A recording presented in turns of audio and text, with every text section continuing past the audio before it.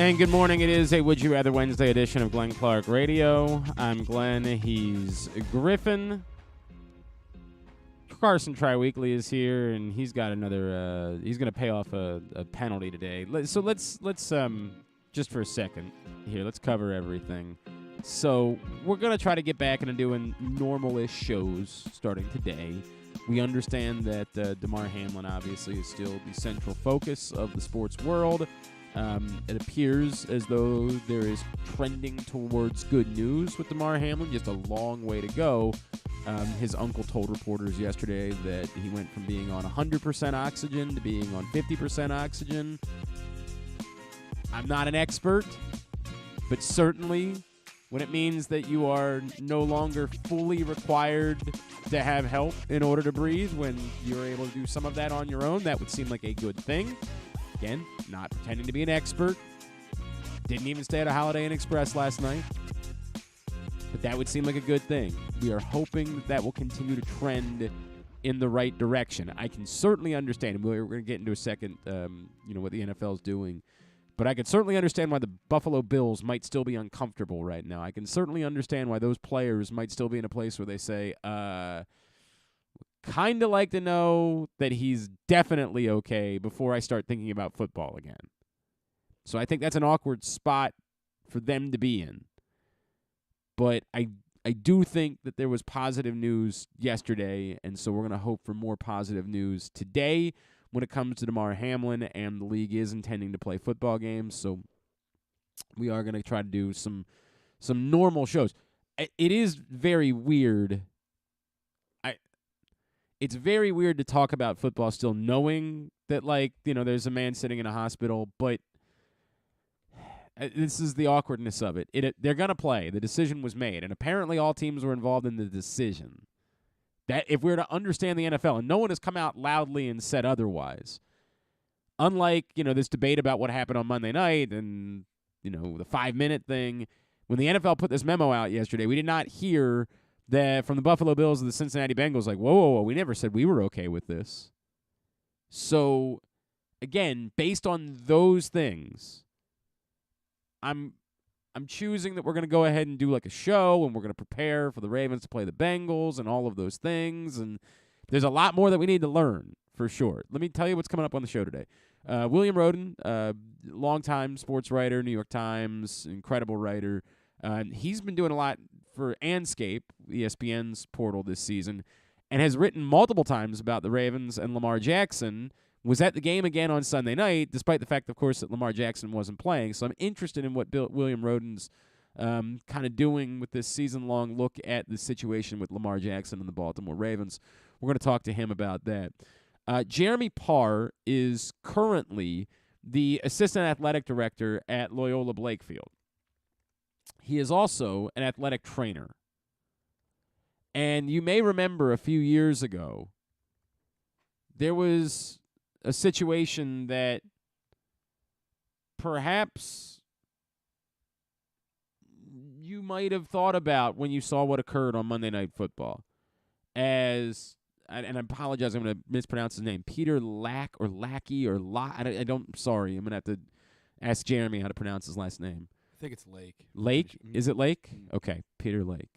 Do you know Peter? My brother does. Okay. My brother's a senior at Loyola now. So. Well, that makes a lot of sense. Isn't Peter a senior? He's going to Maryland, right? Yes, he's going to play. I think he might have graduated last year. Okay, all right. Peter Lake was a lacrosse player at Loyola Blakefield who was hit in the chest by a shot and whose life was very much in peril in that moment. And AED, this term that I don't think a lot of us knew about. I don't even remember what it stands for. Something defibrillator. I should have been more on top of this. I apologize. Life-saving procedures were used for Peter Lake on the field in that game and saved his life, unquestionably. And I want to talk to Jeremy Parr about that. I want to talk to him about the need to have these things available at all sporting events. And I don't think he can tell us anything about Damar Hamlin, clearly, because he wasn't there and he wasn't involved with it. But maybe what emotions go through his head as someone who had to be in that moment once in their life. It is remarkable to me how prepared these athletic trainers are for critical seconds in moments like this. We will talk to him about that. Drew Forrester is going to be by drewsmorningdish.com. I don't think we're going to talk about nearly any of the same things because that's not really his specialty. Also, Seth Greenberg is scheduled to join us this morning. We'll talk a little Maryland hoops with him. So that's all on the way here on a Would You Rather Wednesday edition of the program. Plus, do we do this at the beginning or the end of the show? That's up to you. It doesn't matter to me. Maybe at the end of the show. Yeah, sounds good. More appropriate. That sounds good. We will, Carson. So the way that we decided to do this, there was there was one last pick to be sorted out in Pickster this week, but that game is not going to be continued this week. So we're just going to pull it off the shelf for our week of picks. We picked 8 games last week, and that's the end of it. And so there was only one loser for the week of picks, and unfortunately that would be Carson Triweekly. That's me. So, upon request from our friend Tim in Bel Air, who is a number one fan of Barmageddon. That's what he's always said. He said, I watch it obsessively. It's the greatest show in the history of television. I think that was what you said, right, Tim? I don't think I'm putting words in his mouth. Carson Triweekly will be joining. He will be gargling. Were you going to say enjoy? Yeah, I was going to say enjoying. No, He'll be no. gargling for 30 seconds, a combination of garlic juice and mouthwash. He brought in the garlic juice earlier, and I got to tell you, It still smells like God, yes, correct. Yeah. I can't been able to get. tasted it. It's real. Because I like garlic, but this is real extreme. I like garlic too, but yes, this is not all right. So we will do that a little bit later on in the program as well. So he'll pay that punishment. By the way, I don't know what the hell is going on. Apparently, Barmageddon has captured the imagination of the GCR audience because Dave messaged me and said, actually, I just saw a commercial for a next week's show, and the punishment might be even grosser. Maybe you should do that next. I believe it was a popsicle of pork and beans or something like that. I believe was what it was. Yeah. We'll talk about it tomorrow when we do picks. We're just going to do everything Barmageddon does. I guess. Apparently our listeners love Barmageddon. It's so weird. So weird. All right, so that's all on the table. We are going to do Would You Rather Wednesday, brought to you by Glory Days Grill. I'll get those scenarios up here in a minute. They're actually up on Facebook, facebook.com/Glenn Clark Radio. I'll get them up on Twitter in a minute. Today's show is also brought to you by the all-new Ginsu Kamado Grill. It's the perfect ceramic home grill or tailgate for searing, baking, smoking, and grilling all kinds of food. GinsuGrills.com is the website. Use the code TAILGATE. You'll save $100 when you do. Did you post the rundown for the show? Yes. Okay, Yeah, thank yeah. you. Appreciate that. Now, I'm going to continue to say what I said yesterday.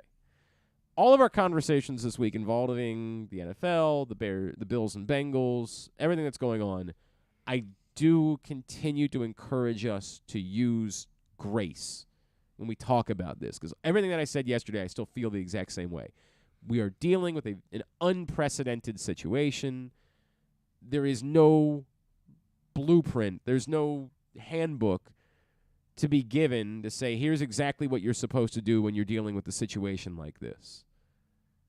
The fact that you combine that with it happening so late in the year, the uniqueness of these being teams that are already in the postseason, but who, still had some things they'd probably like to fight for. There is an amount of awkwardness. So when the NFL announces what they announced yesterday, I think it's immediate. The first reaction is, okay, but what else? And the first thought is, are the Bills and Bengals players good with playing football this week? If they are, then no problem. Everybody can play football this week. The second part is the part where, but you're leaving this game sort of dangling in the wind. Now, why would that be the case?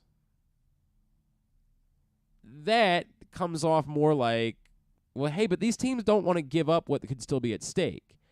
If the options are either, for the sake of uniformity, you declare the game a tie, well, these are two teams that would have wanted a win, But that wouldn't hurt the Bengals nearly as much as it would necessarily hurt the Bills.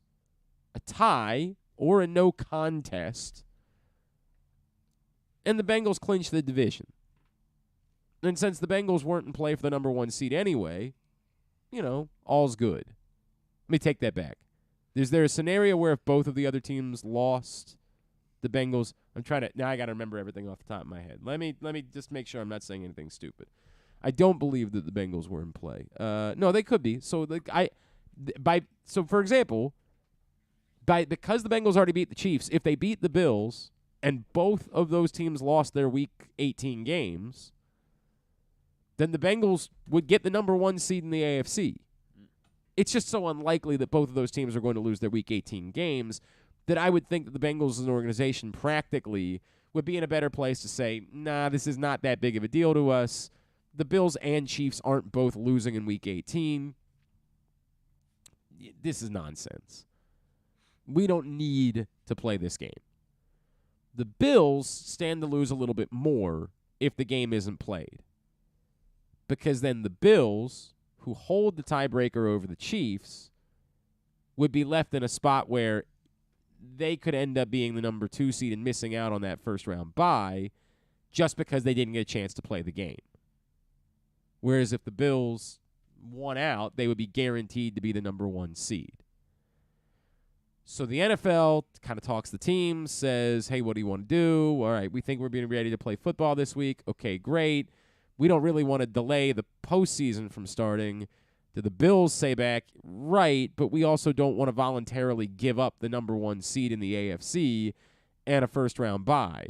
So now the NFL is sort of left in this place where, well, what do we do? Let's get back to it at a later date.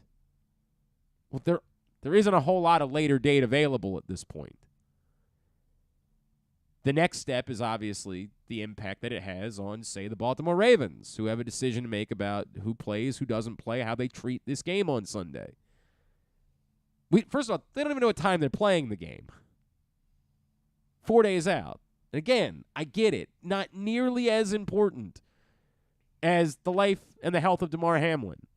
But if you're going to play the game, kind of would be nice to know when the game might be played. Presumably, they're waiting to announce the game time until they decide what they're going to do about the Bengals-Bills game. Because if they're not going to play it, then the game is irrelevant. You put it at 1 o'clock. But you kind of do have to make that decision at some point, if you're going to play these games, to give the Ravens the opportunity to make the decisions about what they want to do. Again, it doesn't have to be today. The game isn't until Sunday. You've got more time. But you're going to have to make it soon. You can't kick this down the road for a week. Is the regular season ending on Sunday or not? I'm going to continue to use grace. I'm not mad. I'm not angry. I don't think there's a correct answer to any of this. But there has to be some answer.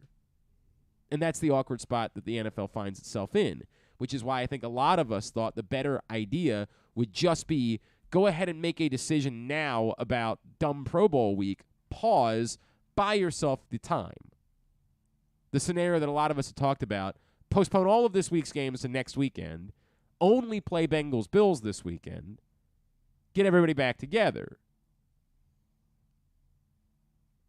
I think a lot of people would have agreed that was a better solution, just delay the start of the playoffs for a week and get rid of the bye week during the Pro Bowl, which isn't even a thing anymore. I don't even know what it is. It's like flag football and dodgeball, and maybe play the championship games that Saturday and the Pro Bowl on Sunday, whatever.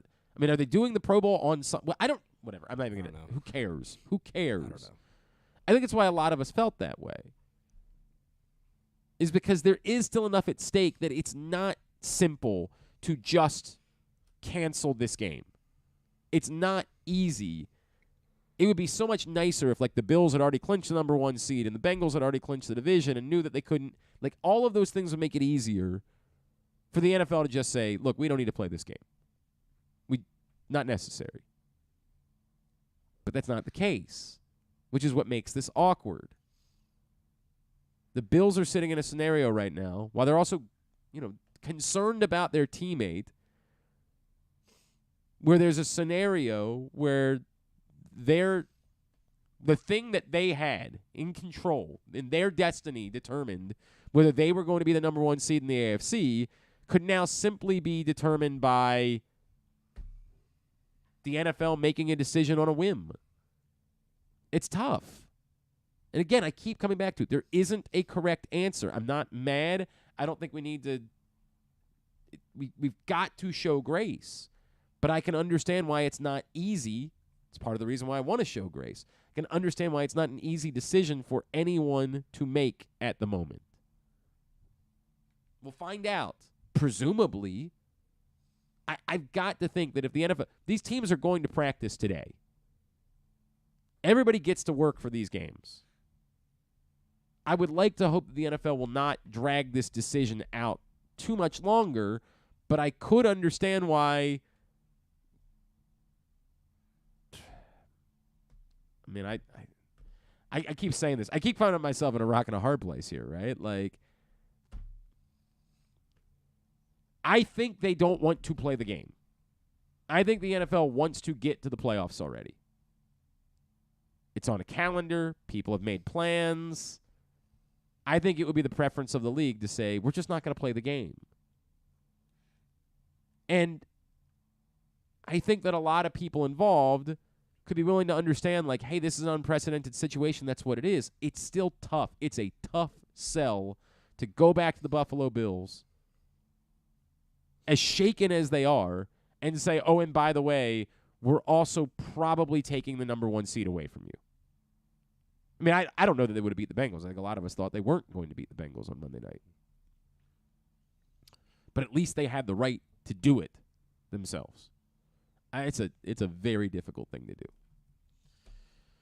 All right, we'll grab a break here. When we come back in, Bill Rhoden's going to join us, longtime NFL writer, longtime sports writer of all sorts. We're going to get his thoughts on this situation, also on the Ravens and Lamar Jackson as he was in town again this Sunday night. If you've not taken advantage of the great sign-up offers from PressBoxOnline.com/offers, get on it because they're not going to be there forever. Offers like $1,000. Strike that. $100 in free bets from Barstool. Significantly different number. After you place your first $10 bet or up to $1,500 in risk-free bets from Caesars. Time's limited to get the best offers from all of the sports books. PressBoxOnline.com/offers. Sign up today. It is a Would You Rather Wednesday edition of Glenn Clark Radio. Gambling can be a fun and entertaining experience, but there are risks involved. If you're planning on betting on the game at the casino or on your phone or computer, know your limit, stay within it. Set a budget and a time to stop. Remember, gambling isn't a financial solution, and it doesn't mix well with alcohol or drugs. Know the risks and have a plan before you begin gambling. For free and confidential services, call 1-800-GAMBLER 24/7 or go to helpmygamblingproblem.org. That first sip. That first bite. Start your day off right with a delicious breakfast at Royal Farms. Choose from a fantastic selection of fresh Royal Farms breakfast sandwiches and top it off with a rich hot cup of the freshest coffee in the world. At Royal Farms, breakfast is available day and night. It's the freshest breakfast in the world. Real fresh, real fast. Royal Farms. What's up, everyone? This is Tyus Bowser, and I'm excited to tell you that I'm back for Season 2 of The Tyus Bowser Show in partnership with PressBox and Great H Memorabilia. Join us on Tuesday nights throughout the season as I'll be heading all over town with my special guests. And, of course, our co-hosts, Glenn and Rita. Or is it Rita and Glenn? What is it? I look forward to meeting you guys and talking a little bit about football and a lot about life. And if you happen to miss the show, you can now catch a replay Friday nights on 105.7 The Fan. Get all of your details for The Tyus Bowser Show right now at PressBoxOnline.com/Bowser. The next Tyus Bowser Show is Tuesday, January 10th at Guilford Hall Brewery, 1611 Guilford Avenue in Station North. It's brought to you by Maryland Vascular Specialists and the all-new Ginsu Kamado Grill.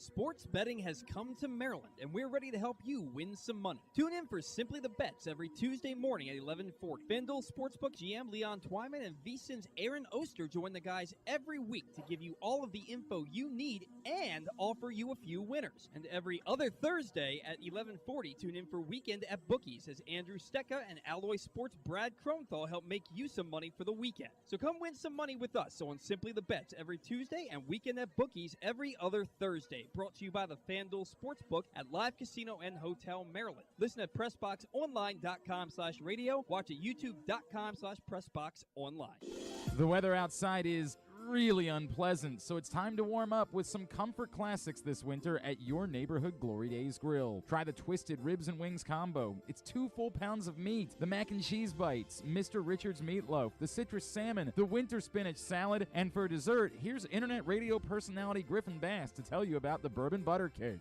Oh my God, it's so good. Pair it with a blood orange bourbon cider or a devil's backbone cranberry smash. Place your order now at glorydaysgrill.com. Glory Days Grill. Great food, good sports. Check out Jeremy Kahn's daily picks at PressBoxOnline.com as he tries to find you daily winners. And speaking of winners, here's a man who once won a media curling contest, and I don't think anything else. He's Glenn Clark. All right, back in here on GCR as we continue on a Wednesday edition of the program. Again, I've been promised you this week, Stan the Fan Charles will be back, dealing with some family issues right now, but he will be back in 2023 and doing a couple shows for you every week at facebook.com/PressBoxSports. Just don't know exactly when the details are going to be for when that's going to get started, but I promise that's going to be the case. Stan the Fan Charles will be back with you in 2023 doing shows. Facebook.com/PressBoxSports. All right. I do have Would You Rather Wednesday scenarios up at Glenn Clark Radio on Twitter for you to go check them out. Get your responses in. Someone is indeed winning a $25 gift card to Glory Days Grill just by participating. Again, at Glenn Clark Radio on Twitter, Facebook.com/Glenn Clark Radio. Go ahead and get your responses in, and you will be registered to win that $25 gift card to Glory Days Grill. Jeff says, Glenn, if they're not going to play the game, doesn't matter what time. If they're not going to play the Bengals-Bills game, doesn't matter what time they play the game on Sunday. I think I understand what you're asking me, Jeff. If the NFL decides that the Bengals-Bills game will not be played, I will presume that they will play the Ravens game at 1 o'clock on Sunday. Because if that game is not going to be played, then it's inviting the Ravens to say, you don't need to play anybody. You can sort of rest up. You can just go ahead and get ready for the playoffs. I guess there's the outside chance of them still getting the 5 instead of the 6 seed if the Chargers were to lose.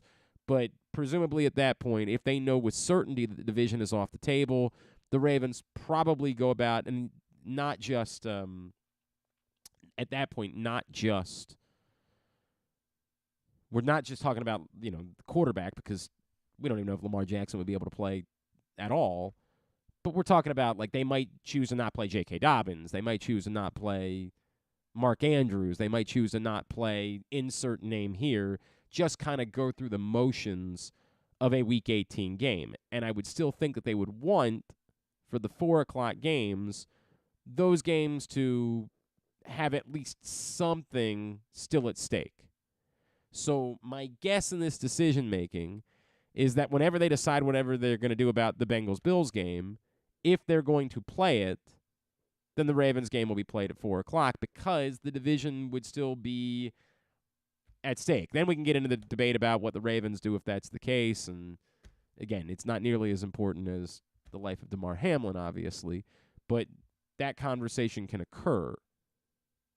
But if they decide that the game is not going to be completed at any point, then I think they play the Ravens game at 1 o'clock because essentially they're announcing, go ahead and just rest anybody that you can. Now, there is still a limit to how many guys you can rest, and that's one of the things that's awkward about this. This isn't like the preseason where you have a roster of 90 players and you can just play nobody. You only have so many players on your roster, but we have seen this before. In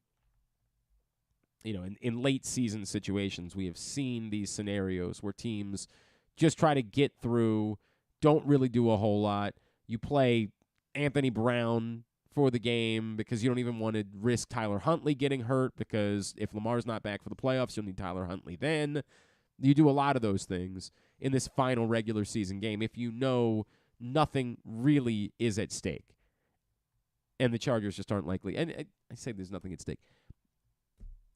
You're saying essentially, we don't think it's drastically different to be the 5 or the 4. You're not getting a home game. Somebody would argue you'd rather be playing the AFC South winner than playing, the Bengals or one of the big dogs in the first round of the playoffs. And so that, I guess, is significant, but not significant enough that it's worth any amount of injury risk by trying to go out and play a real game. I mean, there's still a debate about, whether or not you should be trying all that hard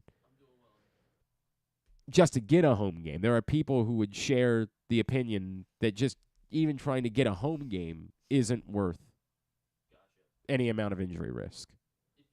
So we'll see. We'll see how it is that the Ravens go about handling that situation. But we just don't know. We don't know as of right now because everything is still kind of dependent upon what the story is and what ends up happening with that Bills-Bengals game. That's still kind of what's up in the air at the moment as everything gets sorted out. All right. Let me tell you all really quickly. Today's show is brought to you by UMBC Basketball. They are back in action tomorrow night, the UMBC men, as they will take on Albany at the Chesapeake Employers Insurance Arena. You can get your tickets right now by going to umbcretrievers.com. Again, tomorrow night, 7 o'clock, the UMBC men against Albany, and on Saturday night, the UMBC women against Bryant. Get your tickets, umbcretrievers.com. Always a pleasure to catch up with a legend in this business. This man, of course, longtime sports writer. He's been with ESPN and their portal Anscape of late, and he's been writing a lot about Lamar Jackson, despite the fact that Lamar Jackson hasn't been on the field because the situation is so fascinating. I know he was down for the game again this weekend. He is the great William C. Rhoden. Bill, it's Glenn in Baltimore. It's great to catch up with you. Thank you for taking a couple of minutes for us. Hey, Glenn, Happy New Year. It's always a pleasure. Happy New Year to you, sir. I guess I want to make this abundantly clear. I know it feels like talking about basically any other subject right now is almost insensitive given what's going on. So I want to make sure that we all understand. Our thoughts continue to be with Damar Hamlin and what happened. Can you just take me through, as someone who has covered so much in this game, like what went through your mind when you watched all of that unfold on Monday night, Bill? Yeah, well, it was bizarre. Actually, I was in Baltimore. It was after I was watching the game. I was actually at the restaurant in my hotel, and I had just filed my Lamar Jackson column, and I was, the game was on with no sound, and where I'm going to end up with this was that this whole thing has really made me examine how desensitized I've come to all this, and it's really kind of troubling for me. But I looked at up the screen, I saw a player down, and encircled, and I'm like, yeah, okay, all right, we've all seen that, we've seen almost every 3 plays, player down, player circle, and then there was a commercial, then a second commercial, then a third commercial, and it was at that point I was like, wow, this is probably serious. And I guess it goes back to my thought. I've always been thinking, man, the NFL has been so fortunate, as violent the game is, nobody's died on a high-profile game. And I was always wondering, what would happen if that would happen? Because we always talk about the violence of the game, but it's always in the abstract. It's always off to the side. But what happens if it's kind of thrown in our face? And so after about the 4th commercial, and I tuned in, I was like, oh, my God, this is – then they showed what happened. And so these are all the thoughts that I'm raising. And then, of course, this is journalist. How do I switch gears? How do I write about this? Do I combine this into the Lamar Jackson story? Because it becomes about, players basically like a guy like Lamar saying, I want a fully guaranteed contract because – injuries are 100%. You've used the phrase, I've used it, coaches love to use it. Football is a 100% injury game, but the contracts are not 100% guaranteed, and So I'm thinking about all this, and I'm thinking, well, a guy like Lamar is probably smart to argue that, I put it on the line for you. Are you going to put it on the line for me? Interesting. And the issue is always no.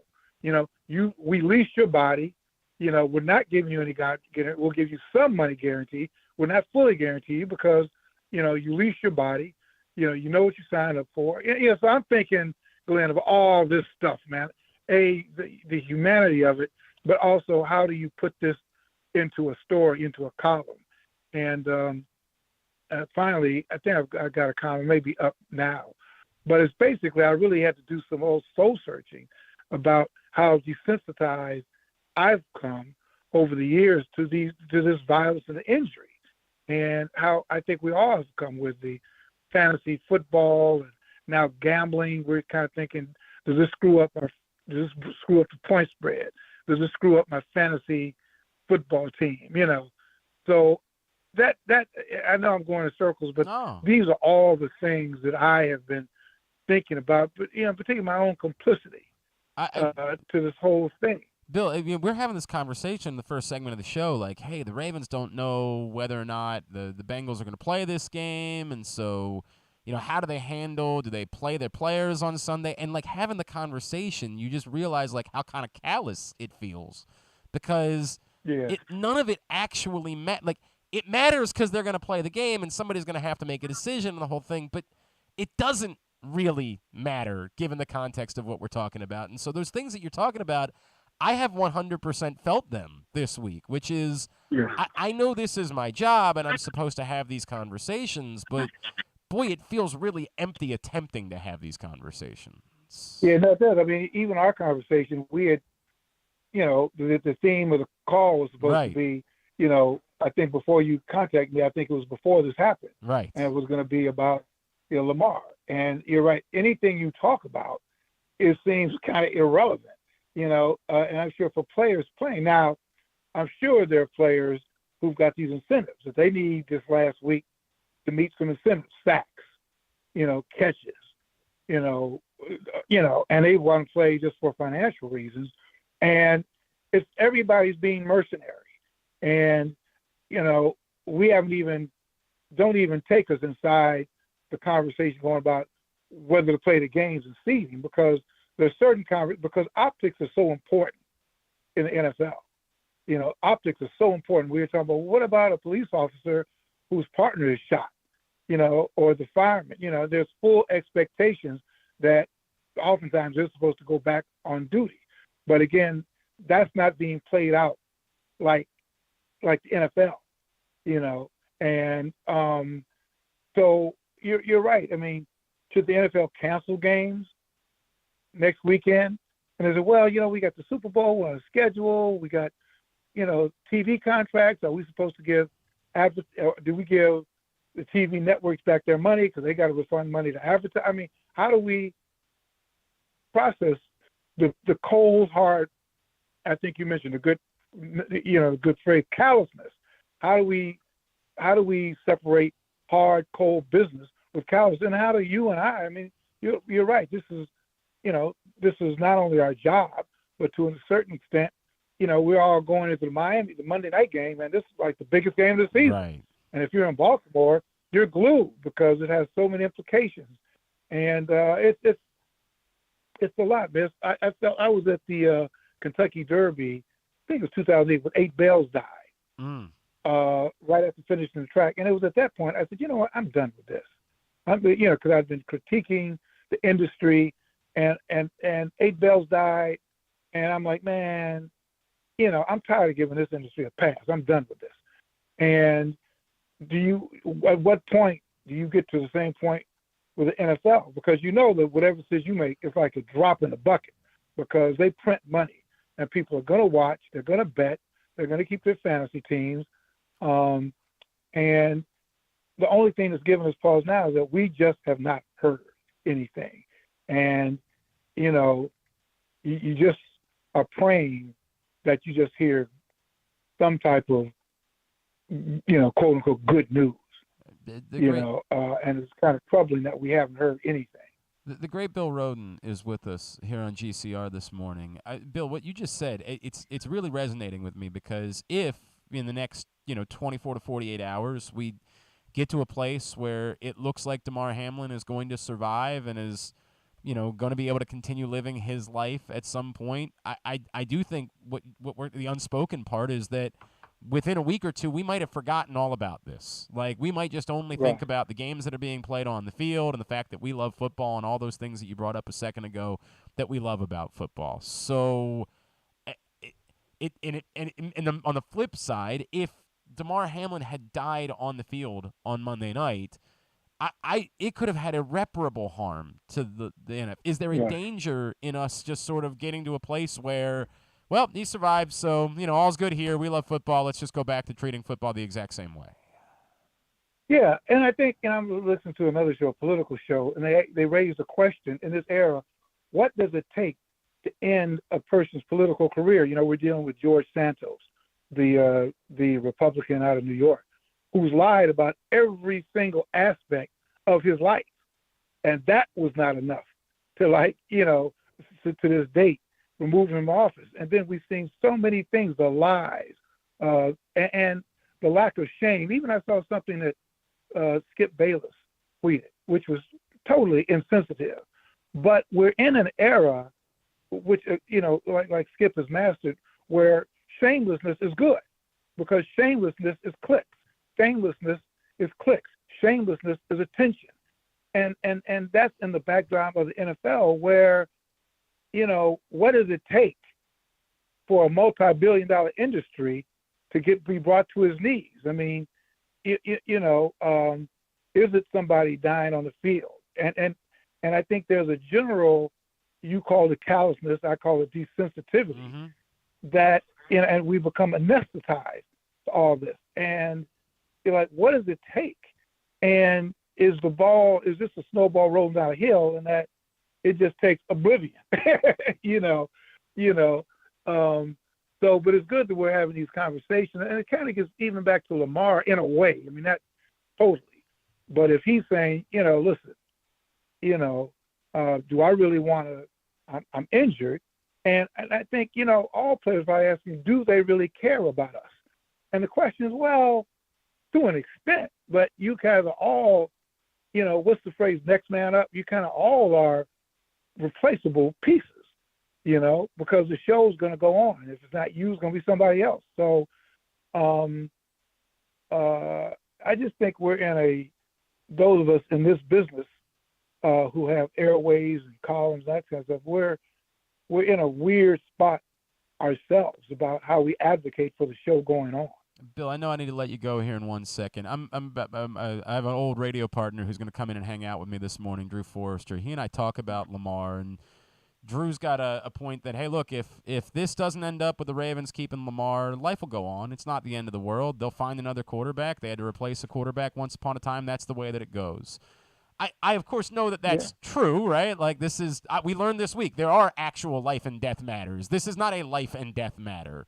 But I do think that it impacts your reputation as an organization that's always been thought of as being one of the top organizations, that you had a special player and didn't do what you needed to do in order to keep that special player around. My gut says there's an impact of that, and that, other players, other people around the league, that, whatever attaboys you get at owners' meetings because you didn't give a fully guaranteed contract out, there is a negative that comes along with that. What say you about if we get to that point with the Baltimore Ravens? And I think we're getting to a point, getting to it pretty quickly, that do the Ravens say, we're moving on. This second year in a row that he's not available.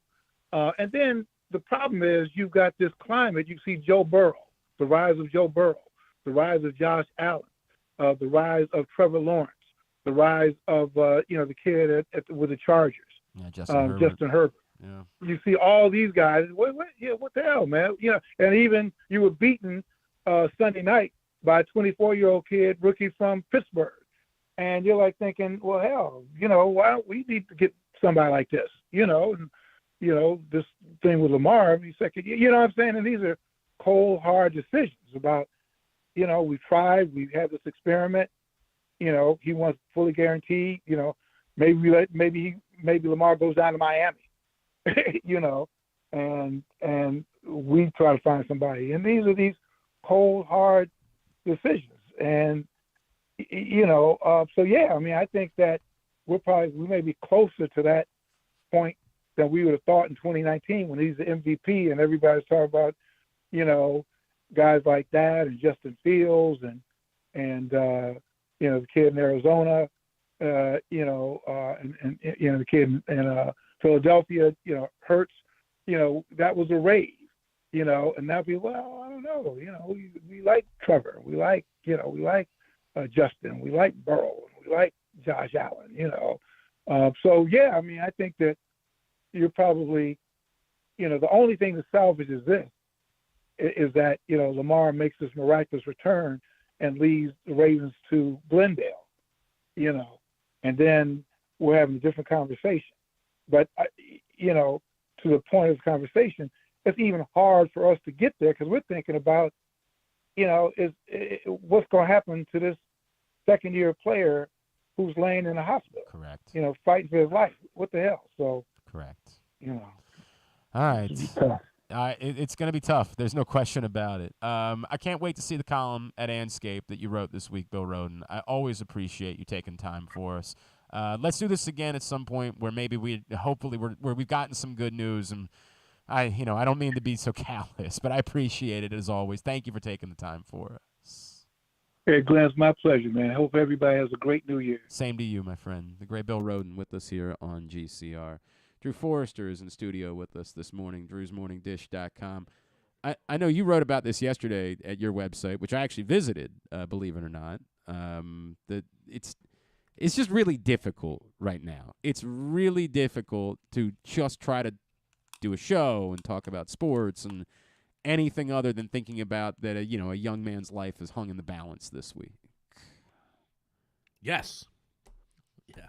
No, I mean, I don't know how they're playing football Sunday. And that's kind of sort of the least of the issues. I don't know how they're playing football on Sunday, but they're going to play football because they got a schedule to keep, and they don't, as you saw on Monday night,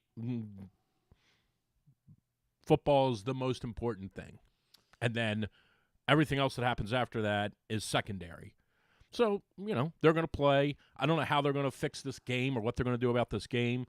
I think they've created an interesting juxtaposition in that they are, by playing this week and forging ahead, they are saying football is the only thing that matters.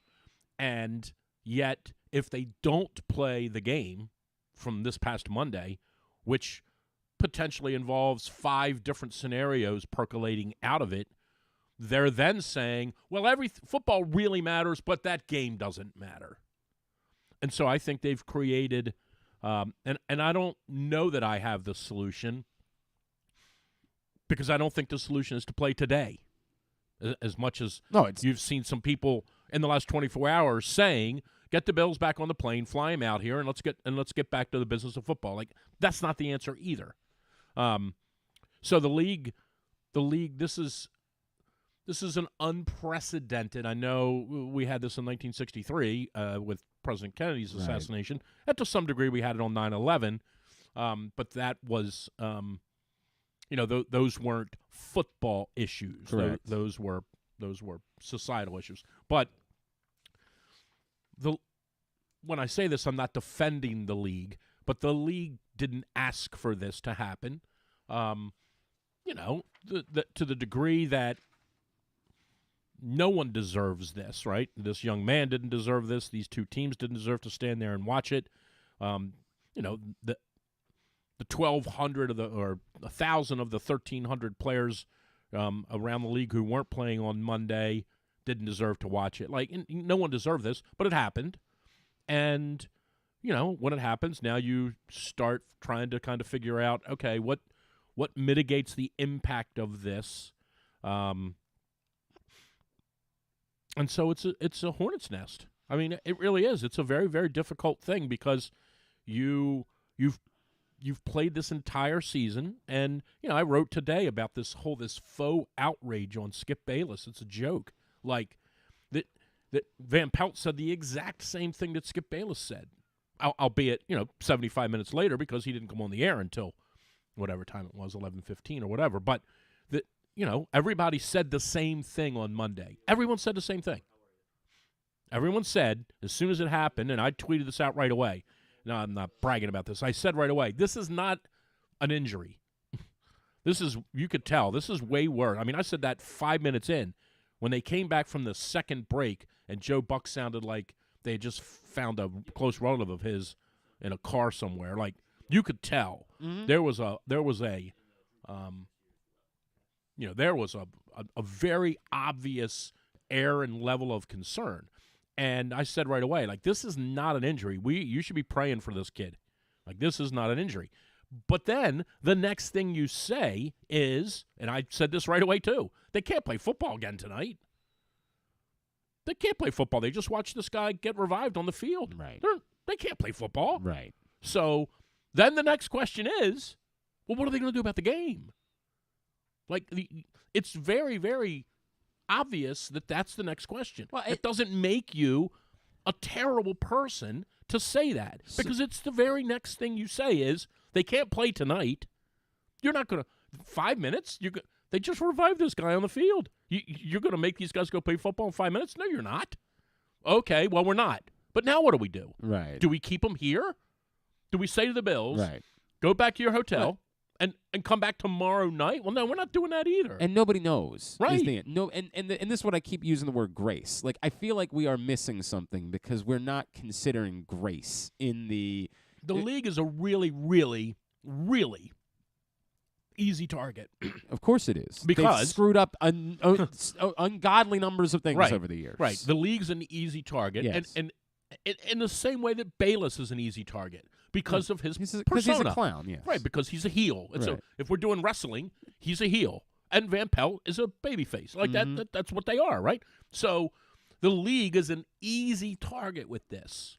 And yet, so I saw somebody on Twitter yesterday barking and yelling about you got to have a plan for this kind of stuff. Do they have a plan if a plane flies into the stadium? Right. Like, come on. Right. There's things that happen in these games. You're prepared for an ACL injury. You're prepared for a spinal injury, but they've never had this happen before. Well, thankfully, they were prepared from a medical standpoint. No question. Right. I'm saying they weren't prepared for the ramifications, the practical standpoint of the league. Yep. They don't know what happens. This sounds crazy. What if the Buffalo Stadium? What if there's 50 inches of snow? The Buffalo Stadium collapses. Right. They know what to do. We'll just go play the game in Detroit like they did this year. Right. They don't have a plan for this. Yep. What are we going to do if, with 2 weeks left in the season, one of the most important games of the entire year, from the standpoint of the compilation of the standings, what if it doesn't get finished for any reason? Correct. For any reason. Correct. 100%. 100%. So I think the league's been a very, very easy target. I'm not here to defend them or categorically say they've done the right thing, because I don't think playing this weekend is the right thing to do. But I understand that they don't really have anything else to do right now. But I would say for sure, I know we got to get to the guests. Yeah. I would say for sure, this game from last Monday has to be finished. That's the one thing I would say. I said however earlier, they decide to figure that out. Particularly difficult to the Bills to say, hey, everything you've been through, by the way, we're also going to take away. I'm not saying you got to finish it right now. No, that's my point. Everything you've been through, we're also going to take away your ability to be the number one seed and get a bye in the playoffs. No question.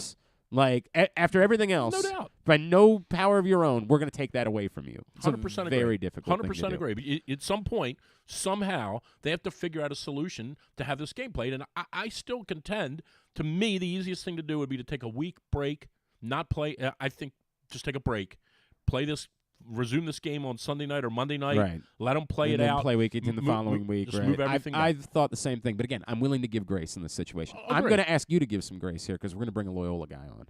Loyola who? Blake. Which way? Yeah. I'm going to ask you. I'm going to need some grace from you. I'm going to give Jeremy some grace. So I think because I was at the Turkey Bowl. Okay. So you know how that ended up. Nah, they're good people there.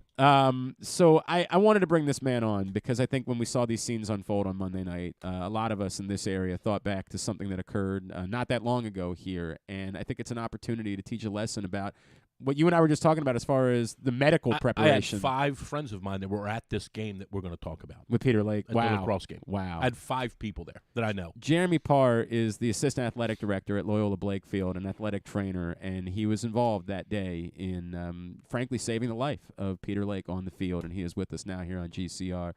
Jeremy, it's Glenn. Drew Forrester is here with me. Truly appreciate you hopping on with us for a couple minutes. Sorry we're running late this morning. No problem. It gets me out of doing some regular work duties for a couple minutes.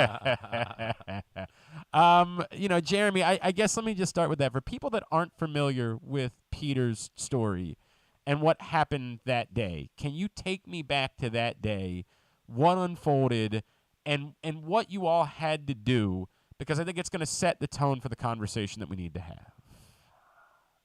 Absolutely. It was a standard high-level, typical MIAA A-conference lacrosse game. So I know you said you had 5 friends or people that you knew that were there. The stands were packed. It was a highly anticipated game.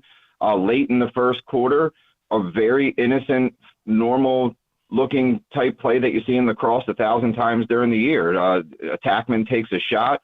A defender is closing in on the shot and gets struck with the ball in the chest or abdomen area. So it's typical. A lot of the guys in lacrosse, it's a badge of honor, and they say wear it or eat it or whatever. So that it's something that happens routinely. We saw and you could hear the impact of the ball hitting Peter. And in fact, it was such a hard shot. I remember, particularly watching to see if there was any reaction to it. And he took it and continued to follow the play of the ball. And remarkably similar to Monday evening, watching the film back to that, he took 2 steps and then just was a free fall collapse. And it was a different type of fall. Like a lot of times I was thinking at the time that maybe he got the wind knocked out of him, right? Because this is not something I heard talking about being prepared. We try to prepare for as much as you can, but it's not something that you anticipate happening on the athletic field that we're going to have a sudden cardiac arrest. But there always goes through our mind, we're preparing for a shoulder injury or a knee injury, but you have to be prepared. And the what ifs are, what do I have to do? How do I have to react if I have someone who's not responsive? And then that's what happened with Peter. It was myself. We had an athletic trainer from McDonough, had traveled with McDonough that day. We had our team, one of our team physicians was on the sideline with myself. And then, so we were the first primary responders when Peter collapsed, got out to him. He was prone, laying on the ground, unresponsive, no pulse, not breathing. And at that point, I think I had heard some similarities with Mondays. The players, the officials, the fans, they all knew that this was outside of the normal getting the wind knocked out of you or, having a knee injury. Something was out of sorts. So at that point, myself and the doctor and the other athlete, we could realize that this was an emergency situation. Fortunately for us, we as part of our being prepared, we have the AED on the sideline. So that came out, sent one of the staff members to go retrieve it from the sideline. The team physician started doing hands-only CPR on Peter, and just went through the process of reacting to an unconscious, non-responsive victim. And fortunately for us, everything worked out well. We had great support from some medical personnel that were in the stands, that were parents of players on both teams, offering their services. And it was like a dream team to help assist in that rescue effort. And for us, I think I'm still adamant about the fact that because it happened so quickly and the AED was there so quickly, that's what saved Peter's life. And we had the AED was on him, and it analyzed, and it worked all within 2 minutes of the time of injury. So, in response to that, I think I'll allow you to, or I'll defer to whatever questions you have. But I think that the impetus here is that we want to reflect on is that we try to.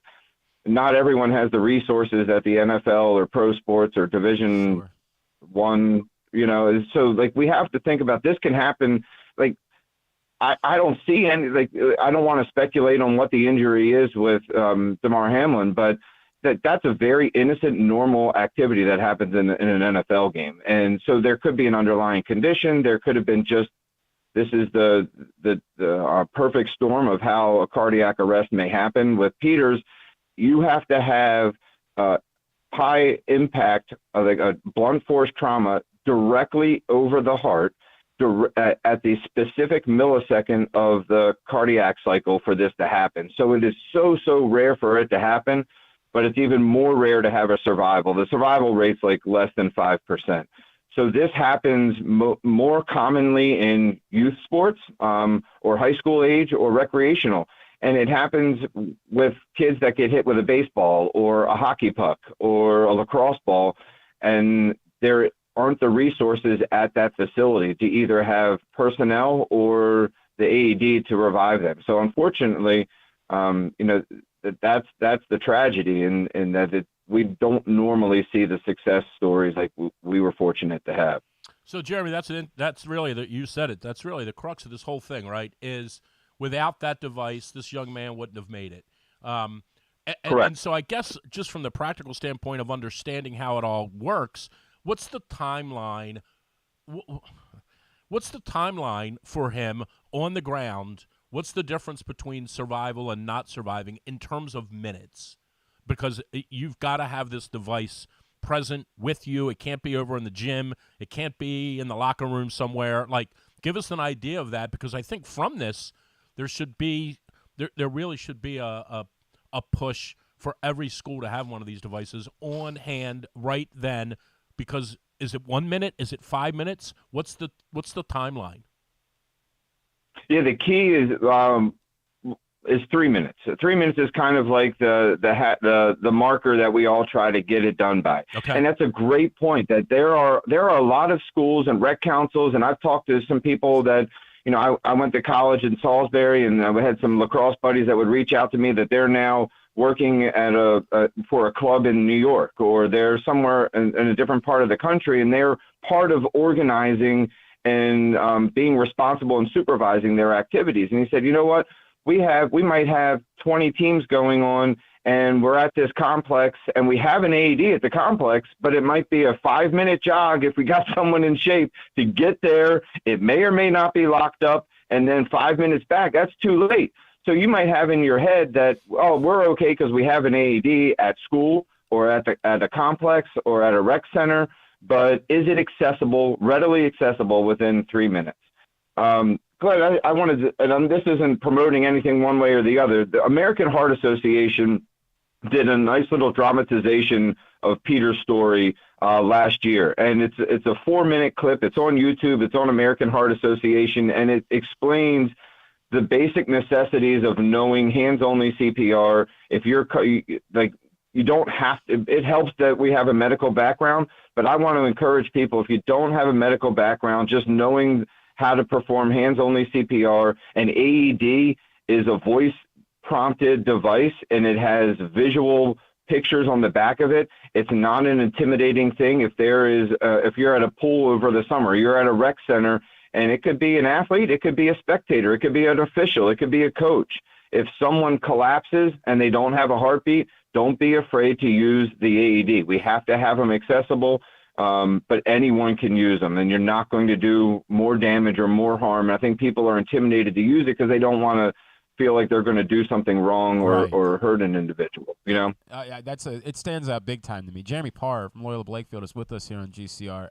Jeremy, I am so overwhelmed by what you all did that day for Peter, what these professionals did on Monday night. It's overwhelming to me, and yet the way you're describing it is, it's important to maybe not be overwhelmed by it. It's important to be prepared, because I look at this as, this is unbelievable. It's one of the greatest stories of all time, and the way you're describing this more like it's not that unbelievable as long as you're prepared for the moment and know what to do, and you don't panic. You should be able to perform these life-saving procedures in that moment. Yeah, I think so. And I tend to be the focus point or the contact person because of my role here, but I was just one piece of the puzzle that was out there helping them. I kind of tried, and that's one of my skill sets that I try to have is calm under pressure and helped orchestrate that. But again, we had tons of help. We had physicians, we had people at upper level EMS for the Baltimore County. We had a good amount of fortune on our side. We're a faith-based school, and I really think that God had us in his hands that day, and we were very fortunate. And my hope is that our success story and the fortunate result of it can get spread a little bit so that there are associations or districts or county or administrators that can reflect on what their emergency action plans are and don't be reactive. And a lot of times I feel like things don't happen until a tragedy occurs. And whether it be a school district or a rec council or an adult recreation league, I know about those kickball leagues in Patterson Park. You never know when something's going to happen, and I would encourage even parents, if you have kids that play, talk to your school administrators, talk to the rec councils, the supervisors that are running those. I know the Lakes, every time that they go to another lacrosse tournament, they ask the sponsors of the tournament and the people who have organized the tournament, do you have medical personnel at this tournament, and do you have AEDs at the tournament? So those are things that when we're taking our kids around to our youth activities, just starting that discussion and conversation. What's the action plan in case something goes wrong? Hey, Jeremy, and I know medically this is kind of taboo to comment on, someone who isn't your patient, but what would prohibit Damar Hamlin from playing football again medically or physically, dismissing whether or not he wants to do it? In other words, whether or not he wants to subject himself to the possibilities of football again. What would prohibit him from playing? Or is this the kind of thing that if he gets out and he's, obviously we all hope that he survives and he's okay, can he play again? It's a good question, and I understand the need to ask that question, but I'm not going to touch on or speculate. There's, from optics, it looks very similar to what Peter had, but sudden cardiac arrest has a lot of different arms that come out of it. Right. Commotio cordis is what Peter had. I can't assume that that's what Damar Hamlin had. He could have had an underlying condition. There could be something else going on. For Peter, I can comment on what his recovery was and why he was able to play, and it may fall in line with his. But I at this point, I think that's got to be the last thing on his mind or anyone in the NFL is we just need him to get great medical care where he is, and hopefully that he pulls through it and survives first.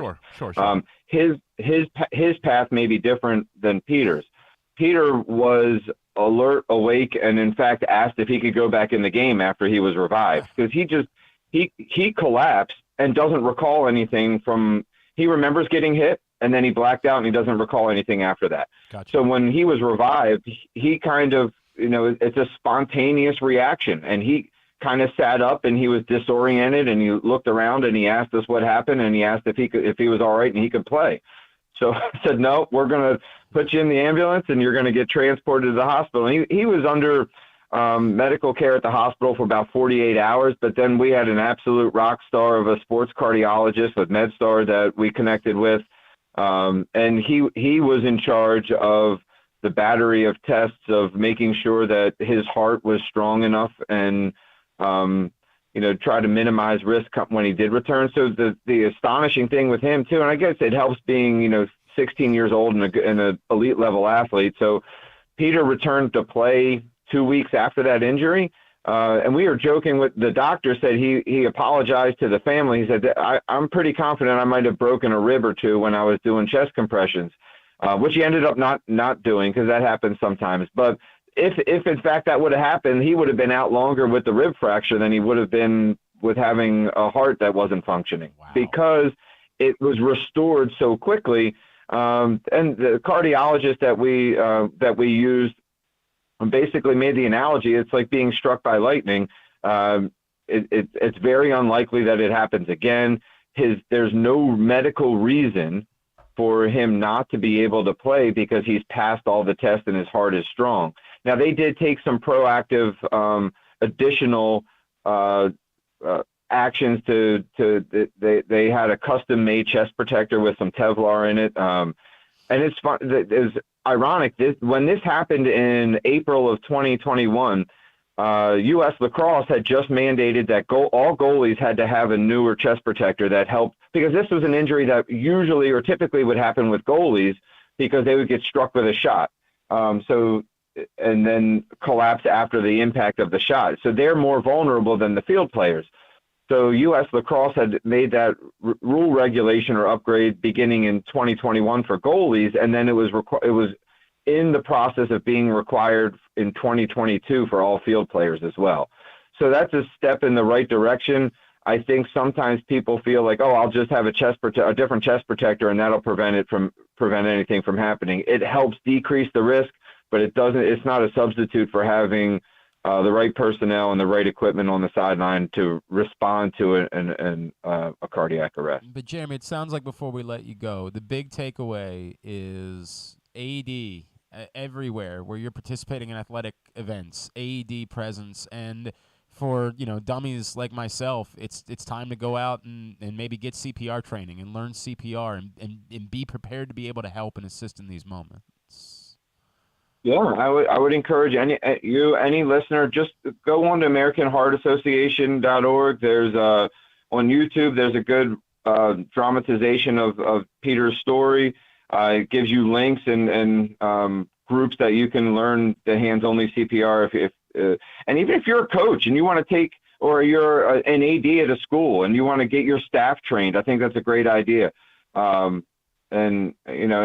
just hope that if it happens somewhere down the line, that hopefully you have the presence to respond and react and the calm in the storm, and just anyone can do it. It doesn't have to be a doctor or a brain surgeon that has to come out or a cardiologist that saves someone. Jeremy, I still think that you and the group of folks that were there to help truly qualify as heroes, the same way that the folks that were there on Monday night were for Damar Hamlin, as we continue to root for him and hope for progress there. Really appreciate you taking the time this morning. Thank you so much for doing this, and we will be in touch for sure. Thanks, Brian. All right. And tell Drew I'm going to look for him on the golf course in the spring. Yeah. We'll see you, Jeremy. You might get your feelings hurt. We might. We'll see you soon. We're excited about it. Jeremy Parr. All right. Take care. See you, bud. From Loyola Blakefield with us here on GCR. This is Coley Harvey, the ESPN reporter who's based out of Cincinnati and has kind of been embedded with Damar Hamlin and his family at the hospital, sent this out this morning. Said he just chatted with Damar Hamlin's family friend. This is Jordan Rooney. Yeah. And said, per Jordan and Damar's family, doctors overnight got promising readings that they had been hoping to see by this morning. Nice. Jordan couldn't go into specifics, but progress appears to be made. Good. That's, I mean, again, whether or not this young man ever plays football again or not is clearly is really neither here nor there. Right. And as I said earlier, he might not even want to play. Right. And, it's funny. I don't know if you saw the Mark Ingram thing yesterday. Mark Ingram's, I think, sister sent him this tearful plea and said, please stop playing football. Right. Look, all of these injuries, I mean, Van Brooks, Van very well. I know Van very well. I mean, that thing happened. I don't want to say it's 1 in a million. It's not good because it happens way more often than 1 in a million. But those things happen, and they're awful, and people's lives are changed, and yet it is part and parcel with the sport. No matter what degree of impossibility you think there might be, right? I mean, ACLs happen all the time. Torn rotator cuffs happen all the time. Spinal injuries don't happen very often. Cardiac arrest on the field almost never happens. And I thought he made an interesting point. He may have just been a throwaway line, but he said it's like getting struck by lightning. Like, if you were playing football and a guy on the team got struck by lightning, would you stop playing? I mean, I would think. Well, no, I'm saying, would you? Oh, would you forever? Would I, the person that didn't get struck by lightning, or would I just say, look, this is the? It's not happening again. Right. Correct. I was in one plane crash. I'm not going to be in two. Correct. Right? Now, I'm a guy. It's funny because I am a father. I'm a father of a son who wanted to play football, and I would not let my son play football. So my wife and I talk about that a lot. I would not let Ethan play football. Would you have let him play in high school? He wanted to play in high school. Okay, so we had said our thought process was he looks like a tight end right now. That's true. He wanted to play. I told him no. You can't play before high school. We'll revisit when we get to high school. I told Ethan he couldn't play. Okay, and I don't think I'll ever regret that. Even though I like football, and I do think, and I think I've told you this before. Like, I think there's some real merit to football because I do think it makes you tough. And I think that there's a degree, and I'm not trying to segregate boys and girls and stuff like that, but I think there's a degree of football that young males need to learn about toughness, not just physical toughness. I'm just talking about toughness in general, getting hit and getting up, and doesn't always go the way you think it's going to go. You think you're better than that guy, and he puts you on your rear end. Right. So I think there's a lot of. I think football's a great sport. I think it's very, very, very dangerous. And that I would be saying that today if this wouldn't have happened to this young man on Monday night, because what happened on Monday night was correct. A fluke in that it had to happen at that very, very moment, right? But I've been very scared by the concussion thing, and that's pretty much why I wouldn't let Ethan play. I get it because concussions. Would you happen. let him? Hang on. Would you let him play soccer? He has played soccer. And he's not nearly good enough to play Coward Hall. But I do look at soccer differently, even though there are some very, very similar. The concussion rate is almost. There are very, very similar concussion percentages. But I look at, and it's interesting because in soccer you are not helmeted. Right. And you use your head. Yes. And in football you're helmeted and you're not supposed to use your head. Right. So there's an interesting juxtaposition there. But I did let Ethan play soccer, and I think that by and large it's generally looked at as less dangerous. Correct. And ironically, we won't let our kids play football, but we have both of them playing soccer as well. And this is why kids just play golf. There you go. That solves everything. It solves everything. But I was I don't want to say mortified. That's a strong word, but like I was mortified Monday night watching that because you knew as the minutes went on, and when you hear CPR, when you hear those words, yes, correct. You're not getting CPR if you fainted. Like CPR means your heart has stopped beating. Correct. You have effectively your life is died. Yes, correct. And we're gonna try to you back to life. Yes, right. Yep. So when they started, when Joe Buck said they've been administering CPR for 2 minutes, then you found out that they administered it to him again at the hospital. Then you knew, and I would assume, and I could be wrong on this, but I would assume that when the Bills and Bengals, or when the Bills heard that in the parking lot of the hospital they had to revive him again, I would assume that's when the Bills said forget it. Apparently his family is now pushing back and saying that he was only revived one time. Oh, okay. I'd heard 2 times. No, we'd all heard the same thing. Okay. Apparently within the last few hours, this is again from that thread that Coley Harvey put out talking to Jordan Rooney, said Jordan also clarified on behalf of the family that there may have been some miscommunications in terms of the number of times Damar Hamlin was resuscitated. There was only one instance at Paycor Stadium. That's good.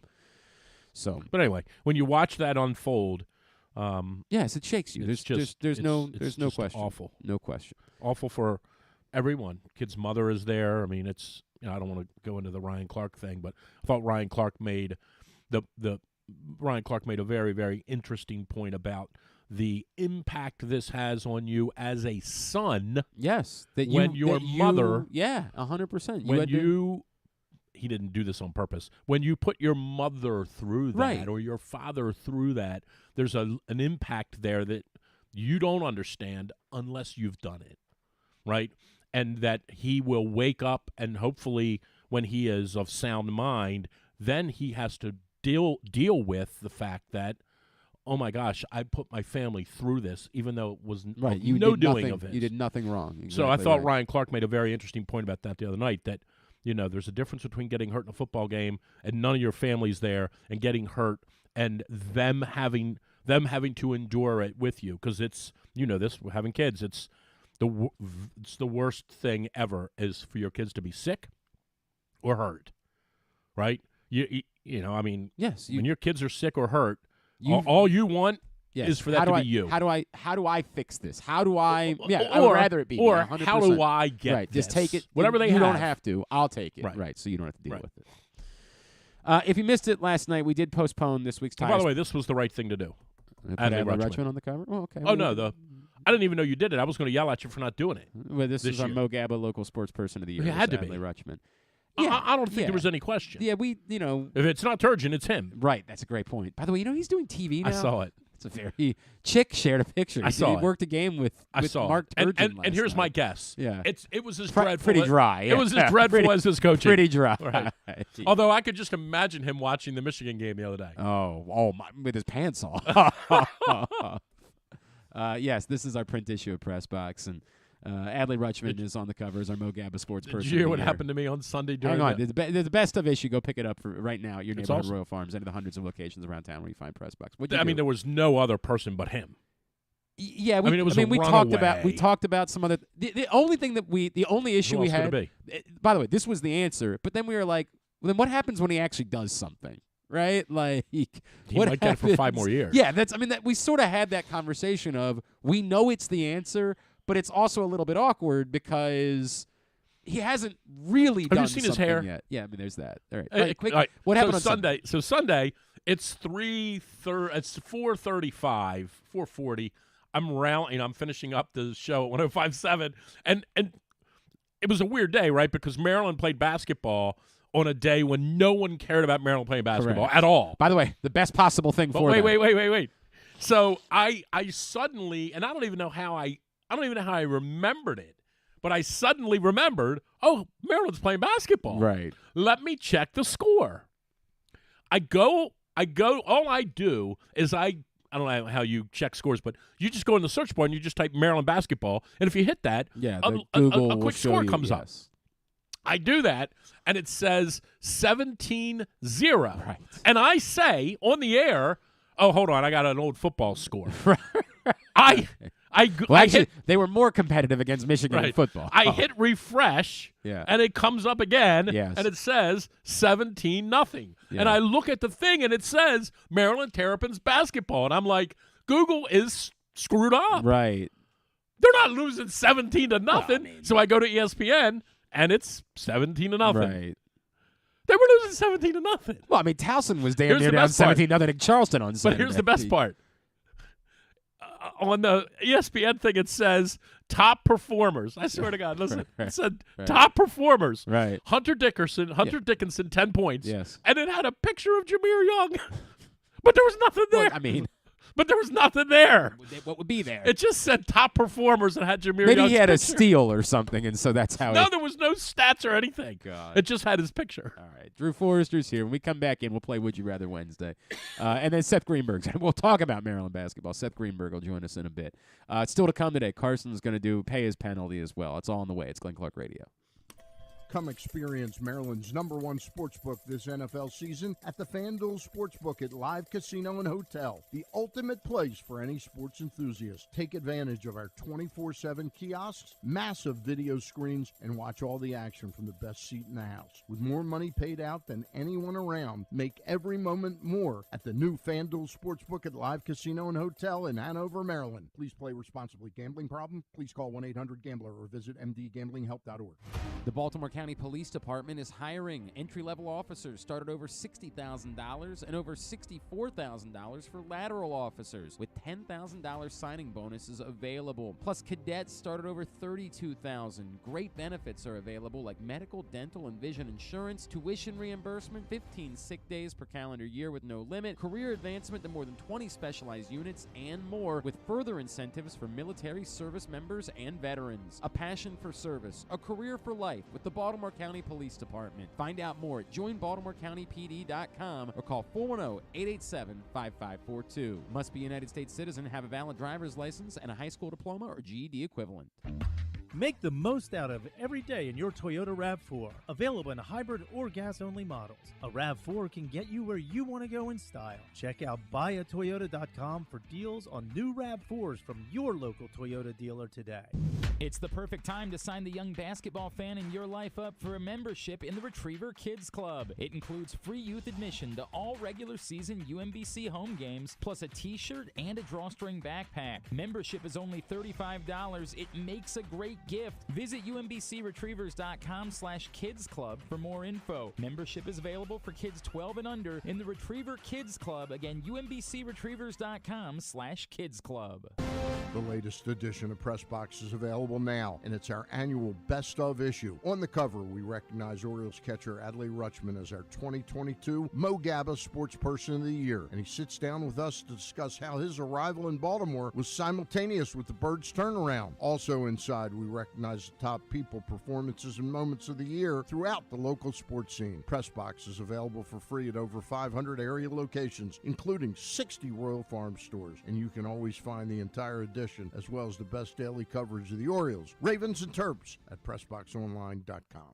Experience the best in Kamado Grilling, a complete outdoor cooking appliance. The Ginsu Kamado Grill allows anyone to sear, grill, bake, and smoke all types of food. Designed for efficiency and function, the Ginsu Kamado Grill upholds the enduring legacy of the iconic Ginsu brand. The Ginsu Kamado Grill is perfect to cook all year round, is great for parties, and ideal for tailgating with your friends. Reserve your Ginsu Kamado Grill today at ginsugrills.com and get $100 off on your pre-order when you use the promo code TAILGATE. That's ginsugrills.com. Reserve yours today.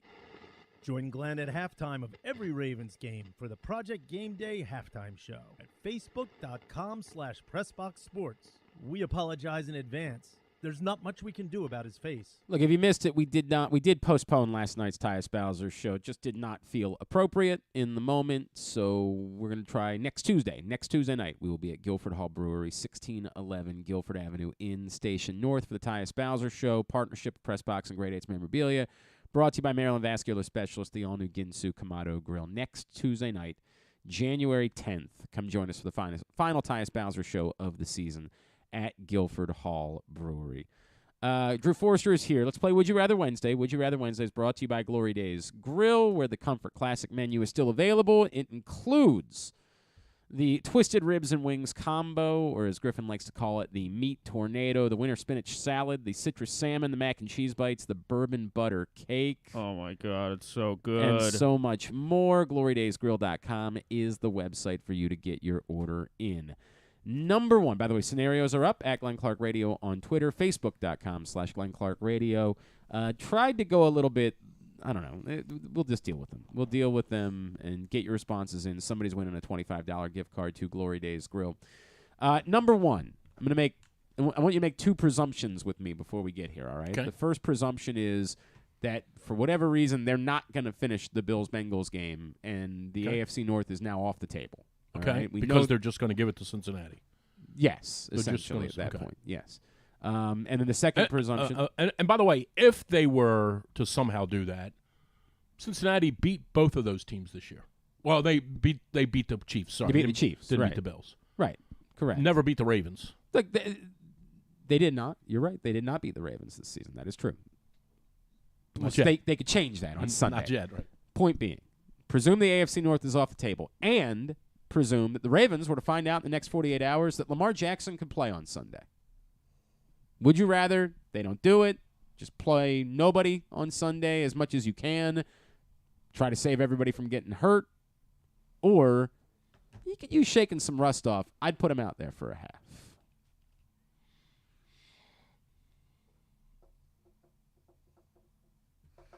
I wouldn't play him. Okay. I wouldn't play him. I would just say we're good. Let's. Nothing to be gained here. Not at all. Okay. Yeah. Okay. I wouldn't play him. Okay, boys. Yeah, I don't think I would play him either. I mean, who knows if rust is a real thing? I feel like it's gonna come down to the play calls, whatever they call for him, and that's and he'll come out 100% regardless. Okay. So, okay, rest him. Don't need to risk anything. I'd like to see him on there for at least a series or two. Okay. Just to, I would hate to have a playoff game situation and it's his first experience in a couple weeks and it not go well. I'd like a little tune-up, even if it was just one drive. This one is, by the way, remarkably split between these two things. Like this thing where who knows if rust is a real thing. I get what you're saying, and I think it's relevant. I don't know. I don't know if it matters. There is some part of me that would feel more comfortable if, Lamar Jackson came out and played for a half on Sunday and looked great. I think we'd all have a different feeling going into the playoffs than we do right now. But does it actually matter? No, I can't answer that question. I can't. Number 2, our friend Jeremy Kahn shared something on Facebook this morning. Apparently, nude pickleball is becoming a thing. Yeah, Tuesday nights at 6:30. Yeah, you know about Tuesday nights at 6:30. Yeah. You just heard about that from someone, or? Oh, I mean, yeah, I don't know if right. I don't know if they're still playing or not, right. but they were right up was until the holidays. Tuesday nights at 6:30 in Jarrettsville. Jarrettsville, huh? Well, I mean, I heard that's where it is. I have no idea if it's the YMCA up there or not. Right. I have no idea. I don't know that there is a YMCA in Jarrettsville. Yeah, there is. Oh, okay. The locker room's right to the left. You were just offered a great new job, making 50% more than what you make right now. Oh man, what am I going to do with all that money? But you have to. What is 50% more of $10,000? Right. No doubt. But you have to go play nude pickleball at your new boss's club once a week. I think I'll stay poor. You're gonna stay. I'm good. I'll stay poor. Yeah. Yeah. I mean, really? No, I'm good. I'll stay poor. Okay. Yeah. Griffin? I don't ask these two goofs. So, I mean, yeah, I guess why not? Right. Correct. What do you have to lose? Playing pickleball? Well, I mean, there are going to be other people that are going to be there. Other naked people I'm staring at. Yes, Yeah. including How long do I have to play including your pickleball? boss. Once a week for an entire year. How long is this pickleball session? A normal pickleball session. It's going to be an hour or two. I mean, it's going to be a real. It's good exercise. Go to a country. But I agree with that. I don't know if I really want my thing flapping around, but it's probably good exercise. Carson? I couldn't do it. I don't think. I couldn't. I'll just stick with my current salary. All right. Of nothing of zero. My Carson's current doing the math of 50% of 0 is 0. So not worth it. So I really stand to gain nothing from this, just having to play naked pickleball. So I'm going to do I'm struggling with it. I feel like it'd be different to me if I was the only one that was naked. Like, everybody else can be naked, too. What are they going to do, judge me? Like, I don't know, man. For 50% more, it's a great new job. I think I'd still have. It's tough. The only part that's tough is what happens when you find out that like one of your boss's friends is someone in your sphere, right? Someone in your life. Then what do you do at that point? I'm getting paid for this. All right, just tell me. You're not. You're choosing to show up and do this. I'm at least getting paid for it. That's what I'm saying to the other person. Right. Like this is just you choosing to do it. I also wouldn't want to spend one night a week playing pickleball too. That's a time commitment.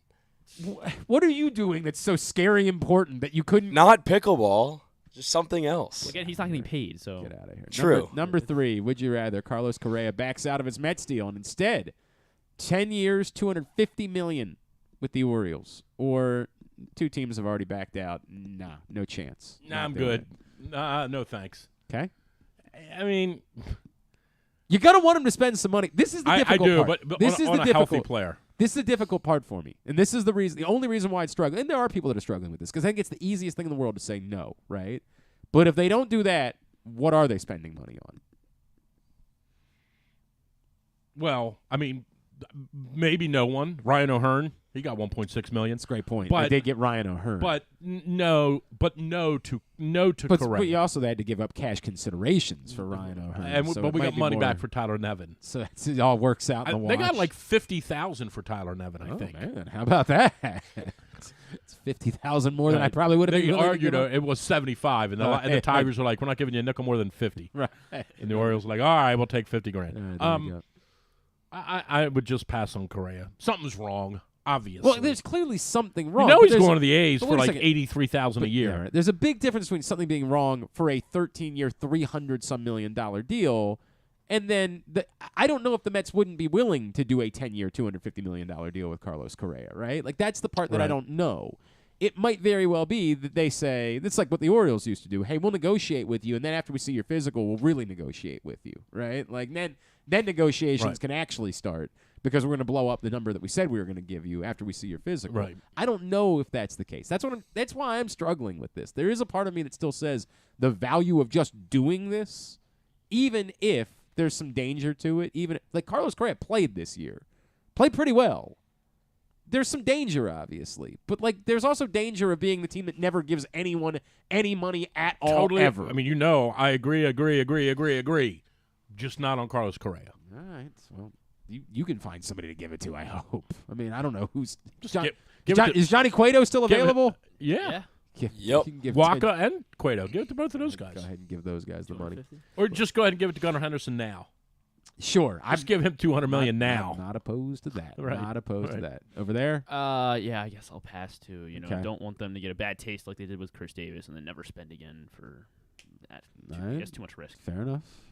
I'll pass. And in today's game, a lot of people saying certain players are being overpaid for, and the argument is you got to go get your guy. Every player. Yeah, you got to go get your guy. Not and certain players. I'm with that as a GM. If there's a guy in free agency that you want, okay, if you have to spend a lot of money, go get your guy. But this one just doesn't feel right for me. I'm not on board with it. Continue to get me your responses at Glenn Clark Radio on Twitter, Facebook.com/Glenn Clark Radio for Would You Rather Wednesday. We'll continue to share them throughout the course of the day.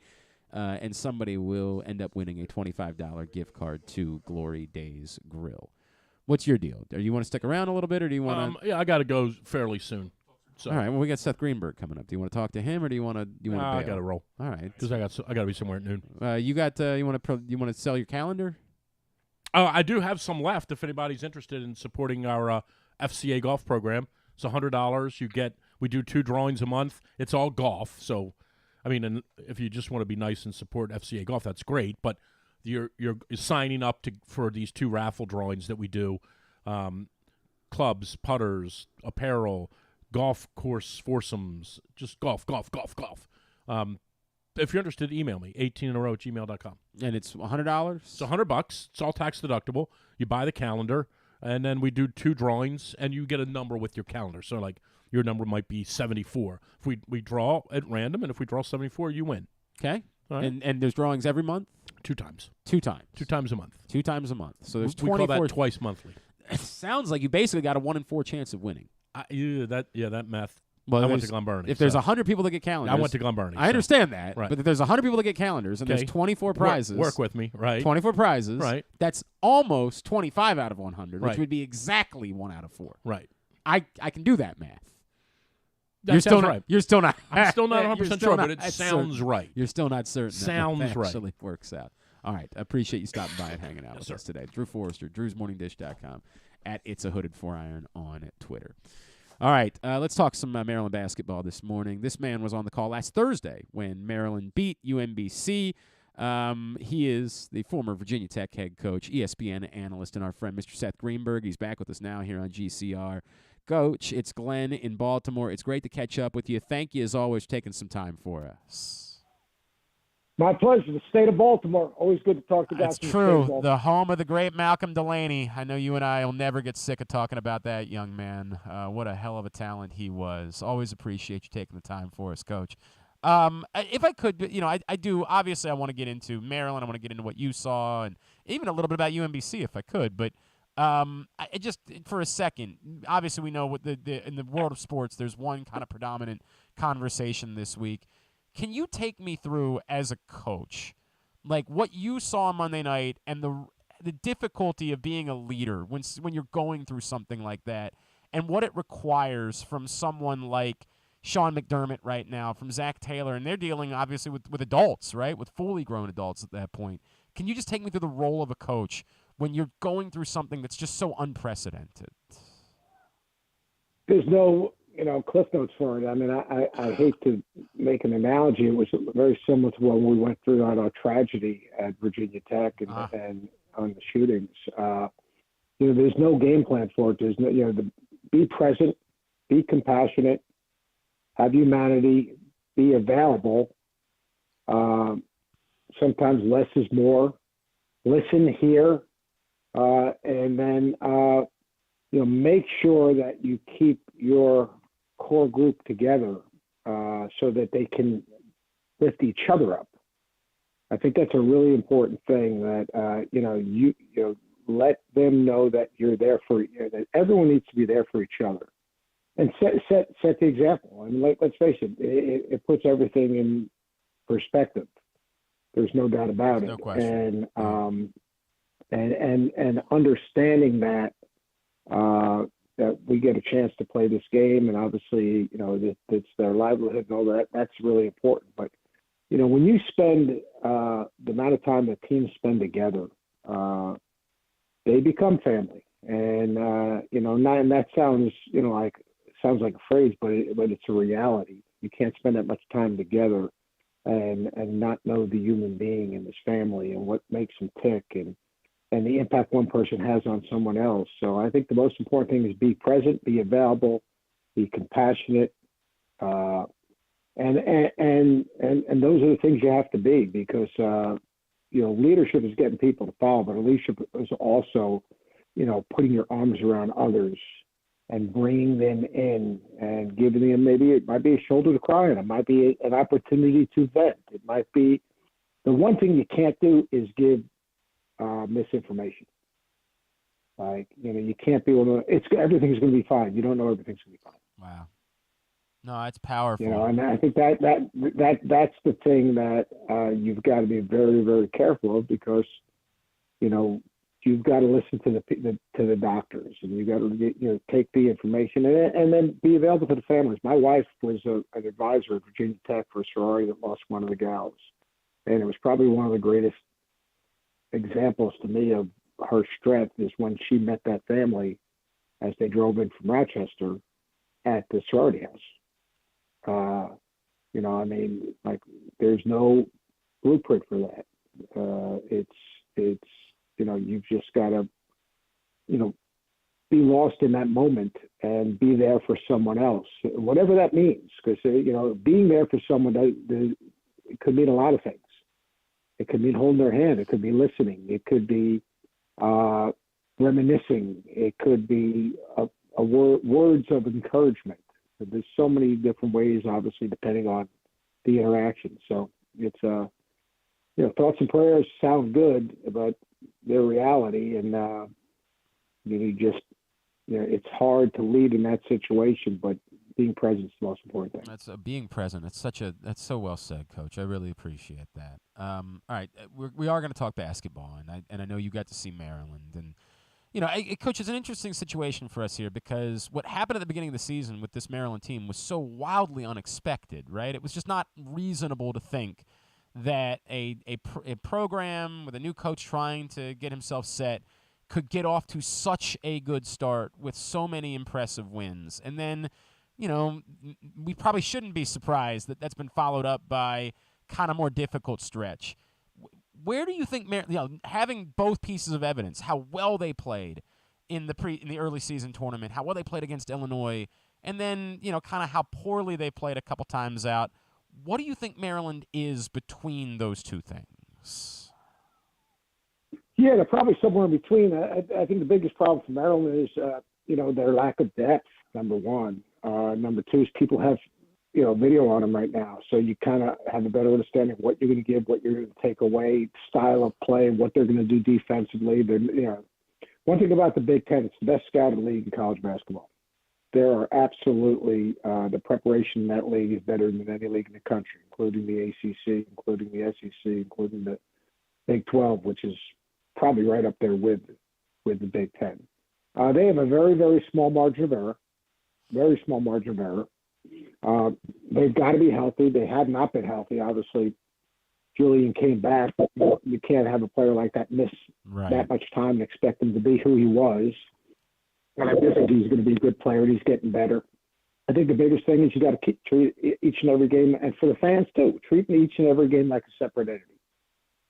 You're going to have some games on the road like you saw the other night against Michigan or Tennessee. And then you're going to have some games like you saw at home like against Illinois.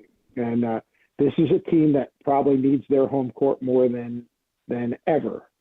This is a team that when they're making shots and when the court's spread and when they're owning the tempo of the game, they can be good. Obviously, I made a big point saying, when Carey made those shots against UMBC, right, that's a huge step forward. The guy's a career 36, 37% three-point shooter. He's better than what he's shooting.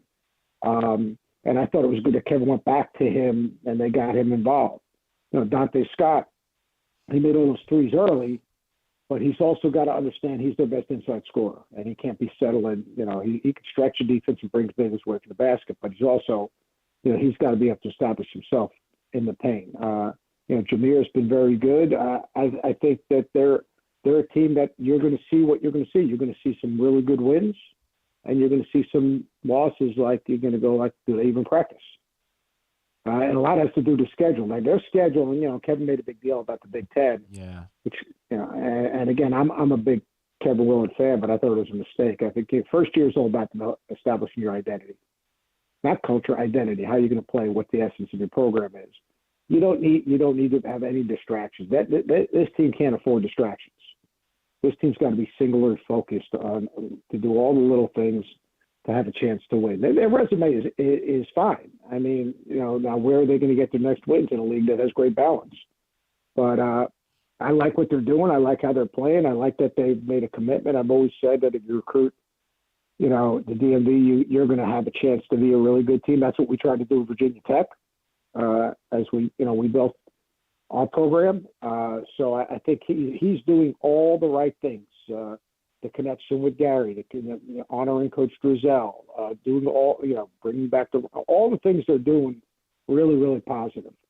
But they're going to have some games where, it's going to be ugly because they're just not deep enough, talented enough. And when they play those 9 o'clock games, get back late and have quick turnarounds, that's when probably, Maryland's going to need the wall and the fans and the ownership and the passion of what makes Maryland basketball. They're going to be even more important. You bring up a couple of home court. Yeah, the depth in particular, and really, as you mentioned Julian, but the front court depth. On Sunday, as you pointed out, it's Hunter Dickinson. That's going to happen again. You play Purdue. I don't know what you can do. Zach Edey's probably going to eat you alive. Trace Jackson Davis might eat you alive, right? Like, do you almost have to sort of be accepting of that and say, hey, either we're going to be able to shoot our way out of these problems or it's just kind of not going to work because you don't have the answer to what some of these teams can present to you up front. No, so you're going to have to run doubles at those guys. You're going to have to try to defend them early, get them off their spot. Like Rutgers did a good job of getting Zach Edey one step further out, especially in the first half and even in that last possession. You've got to set your defense. You want to be physical, but you can't be physical because you can't afford people to get in foul trouble. I think they're developing a little bit of depth. I think Martinez gives them a little bit of depth, but the front court is void of any semblance of legitimate depth. So they're going to have to make shots, and they're going to have to own tempo, and they're going to have to. If they can make shots, they can get into the pressure. If you can get in the pressure, you can move people out a step further. If you can move people out a step further, then maybe you can get those bigs out of rhythm. I think you can extend defense, not to steal the ball, but to make people use clock so that they can't just settle in and pound it, in the paint. And those are things that Kevin will do. I mean, he's a creative coach. I just think that his ability to connect with this group this quickly has been really impressive. By the way, he's pushing all the right buttons. There's so much to like. Seth Greenberg's with us here on GCR. I wonder if we used the word a couple weeks ago after the Illinois win. We started talking about, is it time to recalibrate expectations? And I almost wonder if there's a danger that we have to kind of uncalibrate a little bit, right? That there has to be a reminder for this fan base of it was not fair to expect that this was going to be a team that was going to compete for a Big Ten title this year. and don't allow yourself to be disappointed by the fact that that's not the trajectory they started on is not likely to be where they're going to end up. Look, what you want to do right now, you want to see if you have a winning record in the Big Ten. You want to see if you can, steal enough wins and not have bad losses where you can make an NCAA tournament. I mean, and that's a lofty expectation. Sure, yeah. Coming into the season, and that would be an incredible accomplishment. But that doesn't mean, again, going back to being present, that doesn't mean that fans, need to help them during that journey. They've had a good recruiting class. They're going to add pieces probably through the portal to give them a little more size and depth. But it's a long season, and you talk about the early start. I remember Coach Holland when we won and beat Duke our first year in the ACC. I get this call from Coach Holland, and he goes, "Bird, you screwed up a good job." I said, "What do you mean by that, Coach?" He goes, "Now I expect you to beat Duke every night." Right. And right. and so our first few years, at Tech, and we were picked last in the Big East, and we came in like in the middle, and then we were picked last in the ACC, and we came in fourth, and then all of a sudden, it's not that easy. It's a little more difficult than that. So expectation is good. That means there's energy, there's ownership, there's passion. That's great. And let's face it, like fan is short for fanatic. So you win those games, and the fanatic fan, if you start losing games, is it is what it is. They're going to start. They're going to start losing their minds. But the ownership of the fan base in Maryland is undeniable. But if it is undeniable, then people show up and help them win. What do you think of UMBC, Coach? It's interesting because I think a lot of us. I like Jim's team. Yeah, I think a lot of us expected kind of a down year for them, and the defense is obviously still a huge issue, but they can score. They didn't look so great against Vermont the other day, but that's Vermont. They're really good. It seems like they're set up to try to be competitive, to give themselves a chance to work towards maybe another rematch with Vermont in the tournament. Yeah, I think they're good. The league is a level playing field, but I like their team. Seth is a tough, confident, physical, experienced player. I think Colton Lawrence is, a guy that's used to winning in Elite Eight at Bentley. I think Jarvis Doles is a tough matchup. Mensa didn't have any impact in that game the other day. They've got guys coming off the bench. I'll tell you one thing, the kid, Deion Brown, is going to be just a monster in that conference. I mean, he is a high-level prospect. Fagan comes from a winning program as well. So I think what he did a great job is Jim went into the portal, and he didn't worry about stats. He worried about character and winning players, guys that have been on part of winning teams, guys that are more concerned about winning than if they're playing, getting 20 shots a game. And, Boudwin and just if you look at the guys they brought in tough, physical, mature guys that, they've got a good feel about them. Love the style of play. They play with great pace. They play with good spacing. They put you in binds with their offensive spacing, execution, and system. I think he's a really, really good coach. He's excited to be there. And in leagues like that, it's plain and simple. You need to put. It's all about 3 days in March.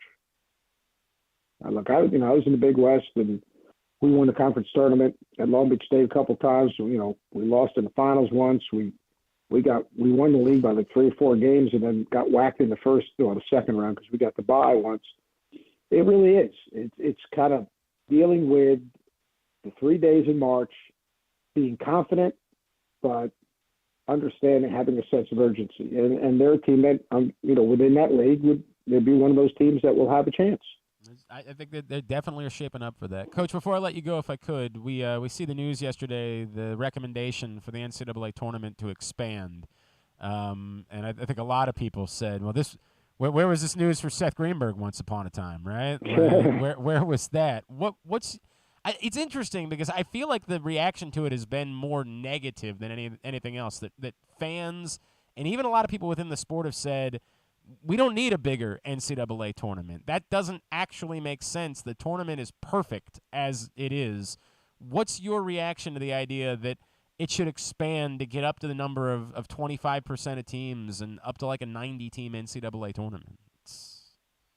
Yeah, I think it'll potentially devalue the regular season, which we can't do because our sport unfortunately doesn't really start in terms of the national attention, except obviously on our network and other networks that carry a ton of games until the Super Bowl's over. And we've had great games, but I mean, people are so fixated on the college football playoffs and the Super Bowl. Here's what I think is going to happen. It's great they talk about expanding to 90. When realignment finally falls out and we basically have 5 or 6 conferences, we're still going to have an NCAA tournament. We're going to still have at-large bids, but those at-large bids are going to be part of the playing game, in my opinion. So maybe those, when you get to 90, 30 of those teams are going to be playing for 15 spots to get into the tournament because you're not going to have 32 at-large teams because you're not going to have 20-team conferences and only have 6 teams from a conference go to the NCAA tournament. That's a good point. Because what's the sense of joining a 20-team conference if only 6 teams go to the NCAA tournament? People could say, well, a 6-6 team or an 8, all that stuff sounds good, but it's one of the things that tick me off about people talking about schedule. And, when I was Virginia Tech, we played in the ACC, we played 18-game schedule. We played 18 games tougher than any of those teams that got at-large bids against us. And you'd say, well, could those teams go and beat Duke and Carolina and, Maryland at Maryland? And no, probably not. And you can only schedule who's going to schedule or who you have the money to schedule a guarantee game with. So, I mean, when we see these 20-team conferences, you're going to see 10 teams from those 20-team conferences are going to be in the NCAA tournament. That's right. That's a great point. There's going to be 50 right there. So to fill out the rest of the field, the play-in, or the first, as they call it, the first round, will be one bid leagues playing against each other to get into the field. Is that, I don't know, it doesn't sit well with me, right? And I think a lot of people have talked about this even with the 68. There's been the thought that, let it be the last. You win the idea of everybody, it's being a fair opportunity for everybody. You win your conference, you should have the right to really be a part of the NCAA tournament. Go get to play one of the big dogs. Try to create a UMBC Virginia shocker, that type of thing. Is it right that you would put those leagues up against each other for the right to get into the tournament?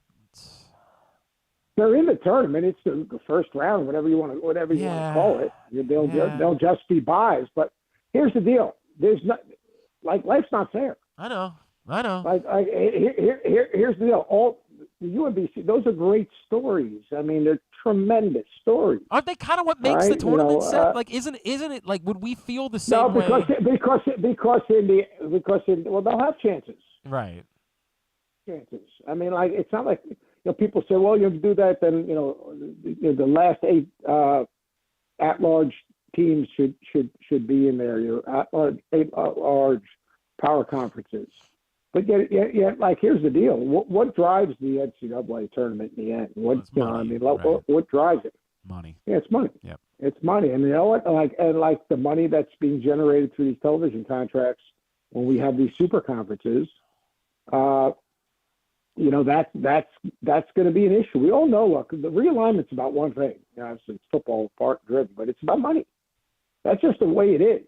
It's no different than people say, with NIL, we need to have first of all, it's not NIL, it's pay for play. It's collectives and pay for play. So let's not even call it NIL anymore. All right. That's the biggest fraud, in terms of calling it NIL, because it's not NIL, it's pay for play. But I mean, we've got to be able to, legislate this to make sure that there's a level playing field. Well, it's not a level playing field.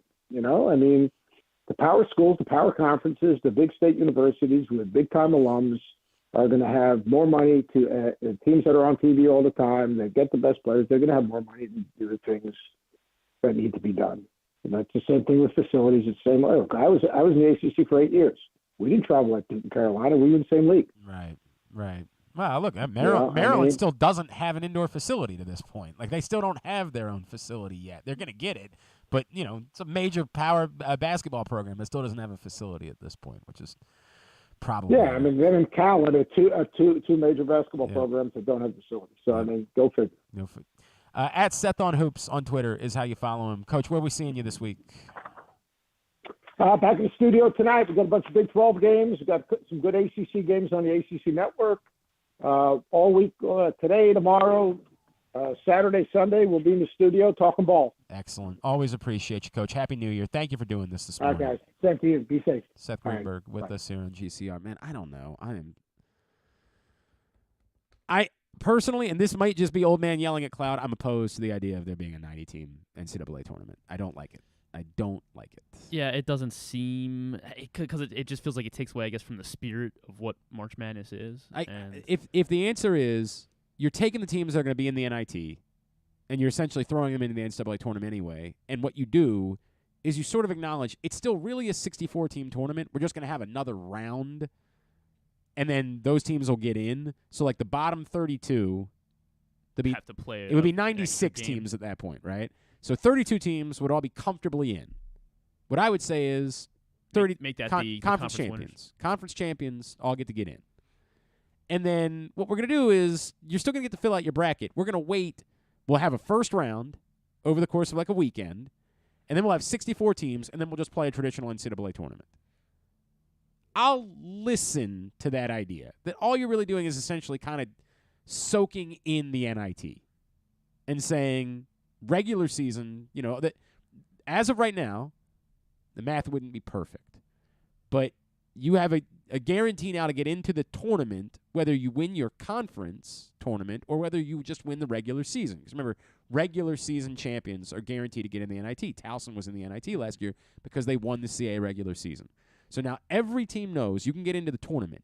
If you win your conference tournament, you're guaranteed to be one of the 32. Now, the difficulty of that is the ACC, the Big Ten, they're going to say, we're not going to let Winthrop be guaranteed a spot instead of over Duke. Yes. Like, there's just no way that we are going to ever agree to that. Come on. No, we're not giving more places in the NCAA tournament to let you're creating a scenario where every mid-major or low-major conference could be a two-bid league in the NCAA tournament if you do that. But it's the only scenario that I like. I just don't like the scenario where You don't like change. it's not just change. I don't like saying, hey, just because you're in a big league, if you go 8-10, you should be able to get in. I don't need more of that. I don't. It's not interesting to me. From a television, all this is a television show, right?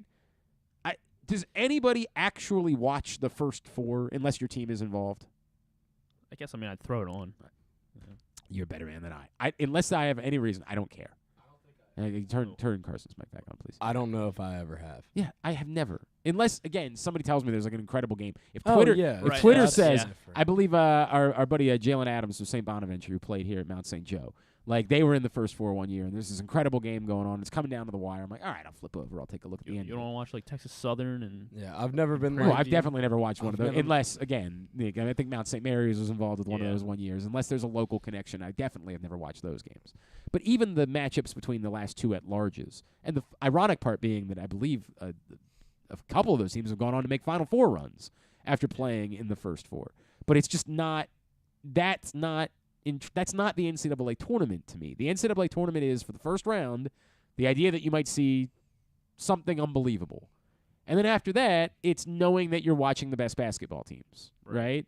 So this new format, what takes away, I guess, a 16 playing a one? Potential. If what they're going to do is what Seth Greenberg's talking about, which is all those teams will go knock each other out, and so half of those teams will now actually be in the 64.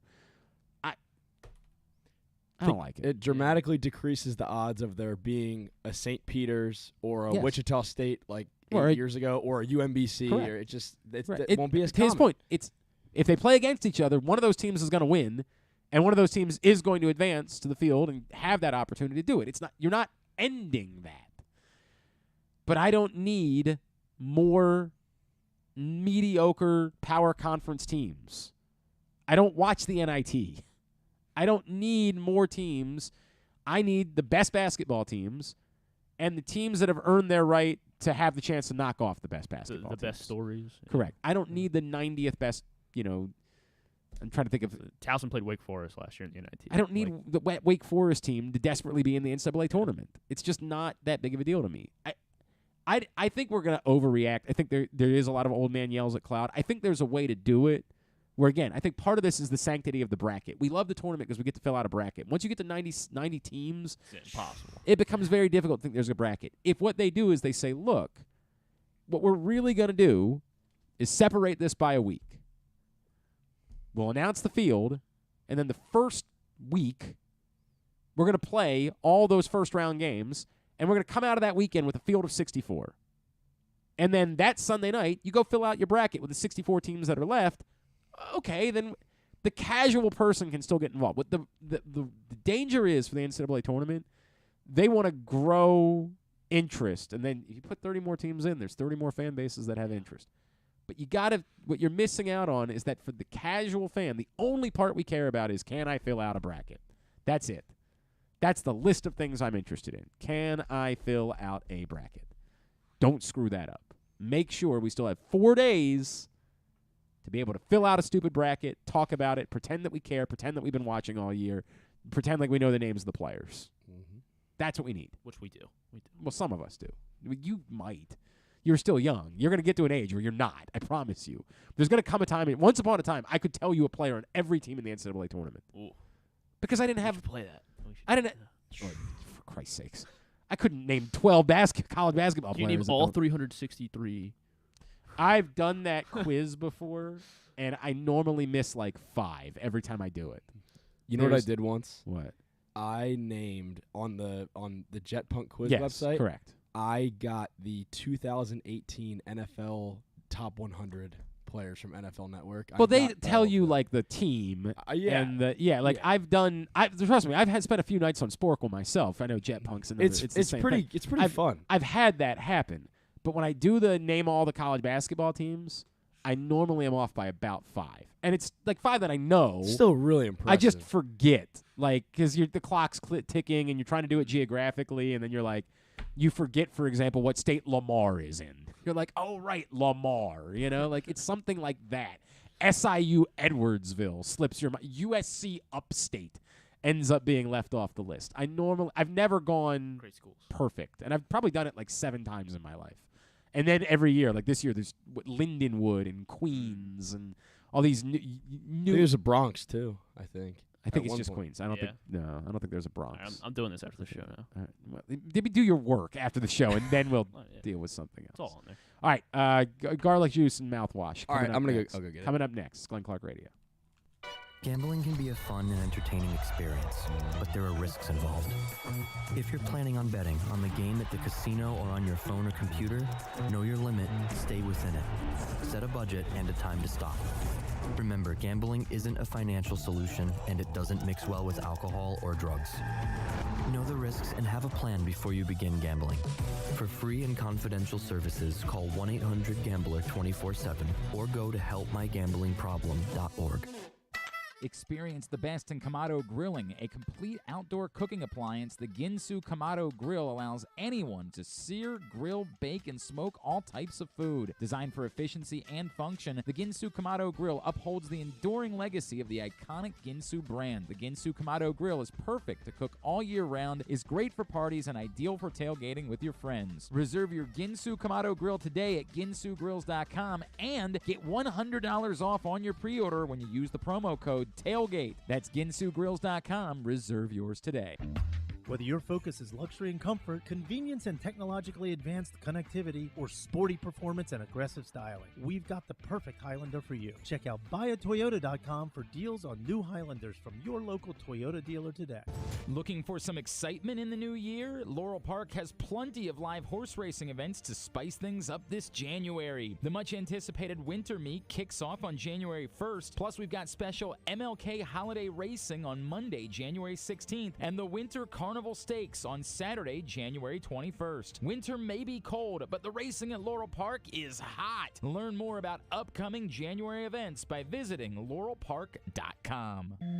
Another Orioles season is in the books, and the Bat-Around was there every step of the way as the Birds posted their first winning season in 6 years. And after promoting 2 #1 overall prospects in Adley Rutschman and Gunnar Henderson, Mike Elias has said it's liftoff from here. Hi, I'm Paul Valley, and along with my co-host Zach Goodman, we'll be here every Saturday Saturday from 10 a.m. to noon all off season, discussing every signing, trade, and waiver claim as we navigate the cold winter months that lead to spring training. You can watch us at youtube.com/PressBoxOnline and Facebook.com/PressBoxSports, or listen live at PressBoxOnline.com/radio. And if you miss a show, you can find us anywhere you get your podcasts. So tune into the Bat Around with Paul Valley and Zach Goodman every Saturday from 10 a.m. to noon right here at PressBox Sports.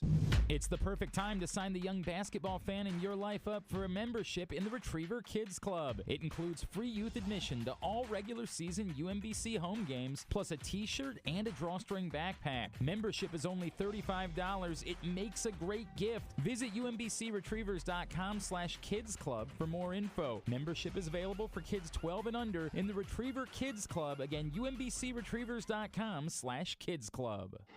If you can't listen or watch live, you can subscribe to the show via Spotify, Amazon, or Apple Podcasts. Leave a 5-star review while you're there.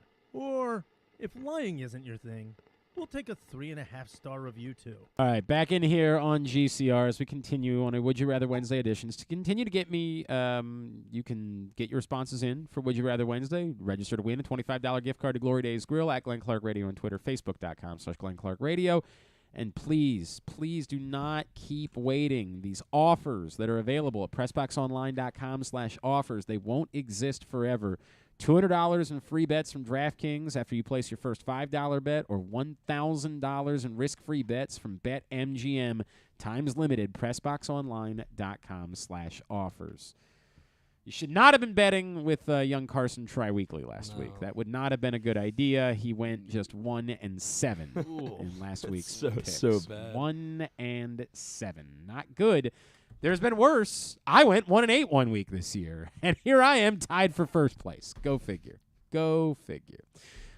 Carson Weekly, this week's punishment came to us from the television program Barmageddon. Apparently is very popular with our listening audience. I don't get it at all. I don't really know what it is, if I'm being totally honest with you. I know Carson Daly and Blake Shelton are involved, and some Nikki Bella, I believe, is involved with it. But our friend Tim from Bel Air said that they did a punishment. He had two options. This was the one that we chose. Punishment is... And did we figure out how much garlic juice did you put in this? A pretty good amount. Griffin saw it. Yeah, we didn't really come up with a number. No, We I pretty much so I have to gargle. I brought in a thing of minced garlic, and I pretty much strained all of the liquid out of it. So okay, yeah, it's all a pretty. I also have some little cloves in here too. Oh, little cloves in there as well. Some mince, a little mince. So it's garlic juice with mouthwash. That's now right. I've got to be honest with you. Let me smell that. Pass it over here. Let me have a smell. All right, I take it back. I thought at first, I was like, the garlic juice alone to me was worse than this, but now I'm worried that the mouthwash is actually overpowering the garlic. After garlic is straight. Here, let me. Go after ahead, the pass taste, pass that after over the there. taste test, it's pretty powerful. I don't.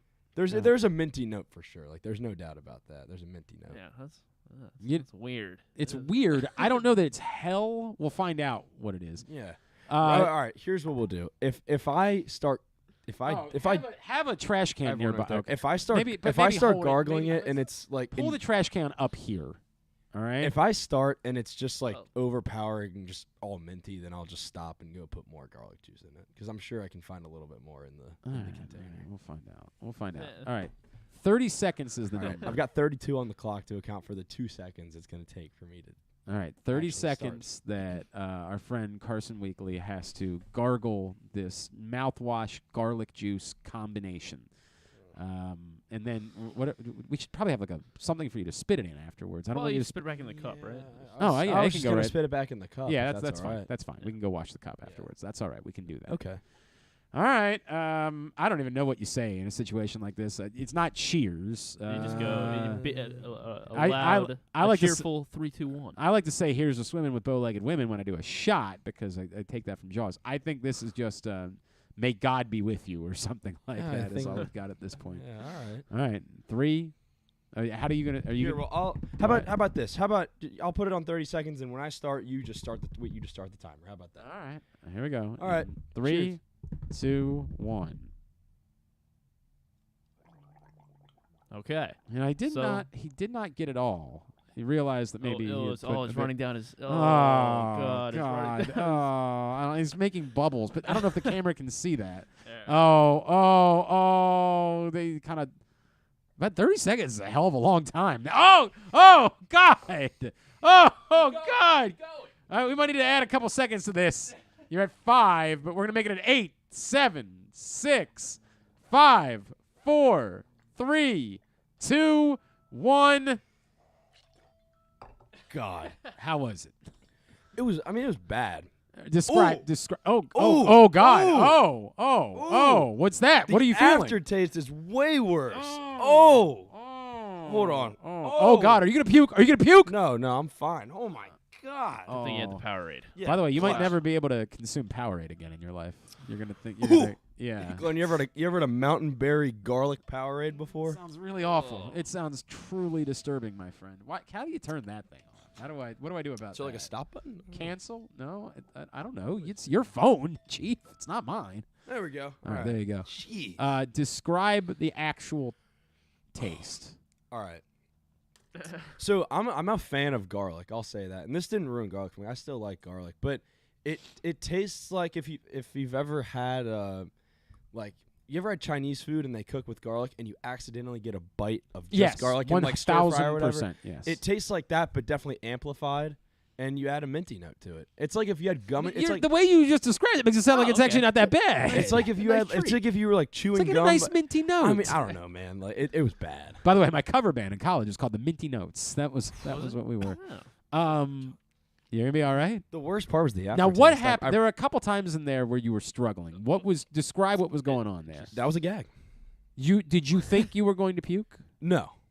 Do you think you're gonna have to spit it all back up? No. Well, I spit a little bit back in because Yeah, it was foaming over my mouth. That's the only reason I did it. But that was kind of good for the imagery of the Well, whole thing. I would, judging by how wet my shirt is right now, I think there was enough bubble. Yeah, I think there might be enough there. All right, I don't know. It happened in a weird way. Like I don't. The mayonnaise Oreos was the worst. I think because it was so quick. Right. Like I think because it was doesn't so quick, it feel- does not feel yeah, it as doesn't feel- satisfying as some of Yeah, the realistic. Should we just make him drink it real quick? drink. Drink. Actually drink it? I mean, no. Of course, no. I'm not sasatisfied. No. Yeah, right. I mean, yeah, it what are you, a wasn't- team player it or not? wasn't- it wasn't great, Are we but- paying you no money for this? Yeah, but I'll say the mayonnaise Oreos was definitely this. If you gave me the option, I'd do this. Well, 100%. you didn't have mayonnaise dumped on your head. You're welcome for Glenn, that. you had like a body condom on. I did have a body condom on. Yeah, It seeped that through. doesn't- Much like when the hockey players drink the beer through their shirts. There was plenty of that stuff that was seeping through. Yeah, I'm sure. I was feeling it in my grundle for At least about you got 3 some days. more use out of the costume. Yeah, though. then we threw it away. It was I would we imagine. tossed that I wouldn't want costume that. I wouldn't want right to into keep that that thing dumpster either. back there, as well as my kid's kiddie pool, which I hope my wife never asks.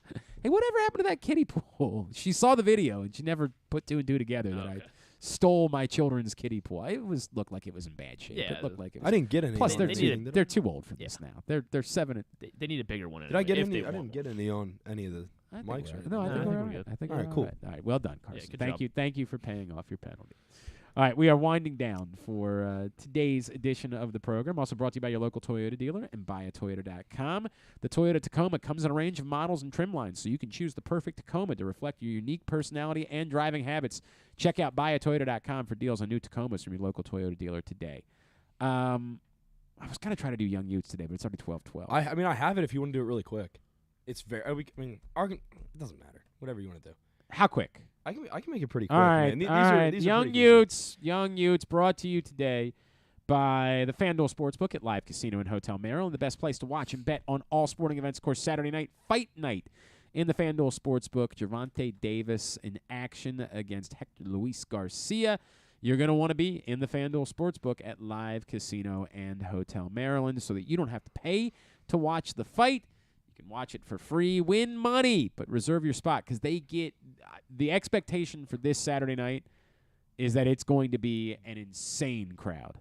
So reserve your spot right now. Email events@sportssocialmd.com for fight night on Saturday night. You all right? You feel Yep, it? I'm okay, good. all right. How long do you think you'll be tasting that for? Probably 25 minutes. Really? You think it's that quick? I mean, I don't know. I've never When I've you I've did the never had this much mayonnaise, garlic when you did the intake. mayonnaise Oreos, It ruined my lunch. What was your lunch that day? Nothing. Because you didn't want lunch? Because I was too full and too. I didn't want to. I was disgusted, quite frankly. All right, fair enough. Thought whatever Fair you enough. ate would come back up, or Pretty much. Okay. Like, and it felt like I had a dumbbell in my stomach.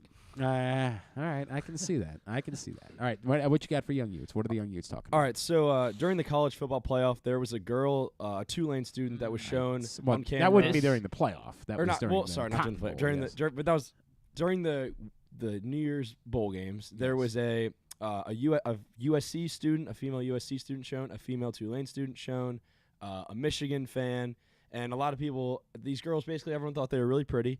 And now they are, yes. Yeah. And now there's a debate of who was the prettiest out of the three, and now they've actually all been they've all gained quite the social media following because people have found their names. So there's the Tulane girl. So somebody posted a video like on my TikTok feed. I saw the same just thing. Scrolling, and somebody was like, "Someone find this girl." And literally the next, like I swipe up, the next TikTok is her TikTok. Yeah, and she's like Ellie, her video. Ellie Fazio There you is go. the name of the Tulane girl. I don't know about the others, but I do know that that's the name of the girl from Tulane. So there's a debate now of who's the prettiest, and they've all gained quite the social media following now as a result of being shown on camera. and Well, people in thinking fairness, they're because pretty. that's what we are as a society. Sure. Are you attractive? Then we think that you add value to humanity, and at some point, we're just going to make Dixie D'Amelio the president of the country or something like that, because that's the way it's going to go. They are let's be clear about that. They are attractive young women. There are lots of attractive young women, attractive men. There's lots of attractive people. I'm not really sure why these particular people will stand out, other than just being attractive. Like I don't pretty know much all what it takes nowadays. I understand, and I think that should be a disturbing commentary It is. and particularly troublesome. I'm trying to be very nice about this. These are lovely young women. Somebody you come across today will be just as attractive as these women are. This isn't even like prime meme.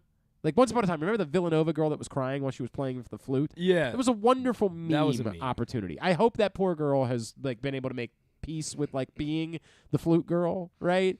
Because that was a great. These aren't even good memes, really. Like the one girl was biting her nails, so that might be a meme that you could come out of with. These are just. All these are attractive people. Right. And I'm not trying to belittle them. They might have wonderful things to offer society. I hope that's true. But all we're doing is just saying, look at this hottie.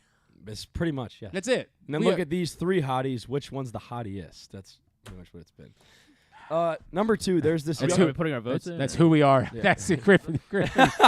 Griffin still. He's like, yes, exactly. Exactly what we're doing. Number two, there's a young man named Logan, and he has amassed about 3 million followers now across his Is he social media. attractive? I don't know. right. But he has amassed about 3 million followers across his social media accounts, and he has basically created this fascination with Korean food for a lot of people, and a lot of Americans that don't really know much about it. And he cooks authentic Korean food, and people are just obviously food's a very popular thing on social media, but he has gained a few million followers insanely fast by just cooking all these authentic Korean dishes. And he's probably about I think he's 21 years old. He's a young kid, and everyone's become quite fascinated with him. What is his? It's just. Do we know a last name? Do we know anything more about this guy? Logan. The I first video I like of his Korean food. The so- first video of his that really blew up was him making kimchi, and that was the one that I think got kind of put him on the map. Or at least that was the first one that I saw. of his. Okay. Here, go kimchi guy on TikTok. Yeah, Logan M is his username. Logan M. And Logan M. He's got. It's actually Logug M. Oh, there you go. His TikTok is LOGAGM. And he's got 2.5 million TikTok followers and 112.2 million likes across all of his videos. Is he Korean? It doesn't look like it. I think that's part of it. That maybe. But makes doesn't him that so make it seem a little, appropriation? Doesn't it seem like I'm not. I don't know. I'm not here to speak on maybe that. we shouldn't be following? Maybe if we were looking for somebody to talk about Korean food, we should make sure that person's Korean first. It's also been a thing of people who are Korean to duet with to duet the video and show it to their mother or their grandmother and show their reaction and let their to this grandmother guy. say, "What is wrong with this I've idiot seen who a lot knows of them saying idea?" oh, that's how I make it, and it's kind of cool. I'm not. Look, man, I like Korean food, so cool. It feels like maybe we should be having a And maybe Logan is Korean. I don't know, I have right? no like idea. maybe that's the case. He doesn't really speak. I've just decided I'm not going to say cooking. anything more about this topic because I have no idea what I'm talking about. I'm just going to pass. This one is not as interesting to me, if I'm being completely honest. Speaking of cooking, yes, there's a new saying among the young youths now. Oh? It's become quite popular. It's a new word. Maybe you can add it into your vocabulary. Oh, I can't wait to try to use it in a sentence. All right, it's. I'm just still easy. adjusting to on fleek. I'm just still coming around on that one. So if you are in a situation where you're unsure if someone's doing something right, but you want someone to have confidence in them, let him or her cook. Oh, I see that all let the time. him cook. A hole up, let him cook is I see that. It's it's Woody from Toy Story is the meme. Oh yeah. It's He's hole like up. holding buzz- So hold up. so Let him so are you aware of the story of the Packers fan? Is this recent? This is very recent. This is a thing that happened on Twitter this week. There's a Packers fan that apparently met a young lady at the game last week, and said, if the Packers win, I'll buy tickets and we come to next week's game. But he doesn't know any of her information. So he went ahead and bought 2 tickets and is shooting his shot on social media, just put it out there and said, I bought the tickets. Where you at? And the world is trying to come to his assistance to help find the young lady. Now, I have to be honest with you. I saw this last night, and I didn't really follow up on it. I'm going to try right now to get more information about this because I did think that this was a happy story that we needed. The Drew and KB show was – hang on a second. They were amplifying this. Drew and KB on Twitter. This is a sports radio show in Milwaukee and Green Bay. You know what? I tell you what. Let's take a break, and I'm going to give you more information about this because I'm going to tell you how it compares the whole up. Let him cook. I'm going to get back. I was waiting for you to tie that. I'm going to get back to that. Break that tidbit to wrap up the show. Glenn Clark Radio. The latest edition of Press Box is available now, and it's our annual Best Of issue. On the cover, we recognize Orioles catcher Adley Rutschman as our 2022 Mo Gabba Sports Person of the Year, and he sits down with us to discuss how his arrival in Baltimore was simultaneous with the Birds' turnaround. Also inside, we recognize the top people, performances, and moments of the year throughout the local sports scene. Press Box is available for free at over 500 area locations, including 60 Royal Farm stores, and you can always find the entire edition as well as the best daily coverage of the Orioles, Ravens, and Terps at PressBoxOnline.com. Looking for some excitement in the new year? Laurel Park has plenty of live horse racing events to spice things up this January. The much-anticipated winter meet kicks off on January 1st, plus we've got special MLK holiday racing on Monday, January 16th, and the Winter Carnival Stakes on Saturday, January 21st. Winter may be cold, but the racing at Laurel Park is hot. Learn more about upcoming January events by visiting laurelpark.com. Come experience Maryland's #1 sportsbook this NFL season at the FanDuel Sportsbook at Live Casino and Hotel, the ultimate place for any sports enthusiast. Take advantage of our 24/7 kiosks, massive video screens, and watch all the action from the best seat in the house. With more money paid out than anyone around, make every moment more at the new FanDuel Sportsbook at Live Casino and Hotel in Hanover, Maryland. Please play responsibly. Gambling problem? Please call 1-800-GAMBLER or visit mdgamblinghelp.org. The weather outside is really unpleasant, so it's time to warm up with some comfort classics this winter at your neighborhood Glory Days Grill. Try the Twisted Ribs and Wings combo. It's 2 full pounds of meat, the mac and cheese bites, Mr. Richards meatloaf, the citrus salmon, the winter spinach salad, and for dessert, here's internet radio personality Griffin Bass to tell you about the bourbon butter cake. Oh my God, it's so good. Pair it with a blood orange bourbon cider or a devil's backbone cranberry smash. Place your order now at glorydaysgrill.com. Glory Days Grill. Great food, good sports. That first sip. That first bite.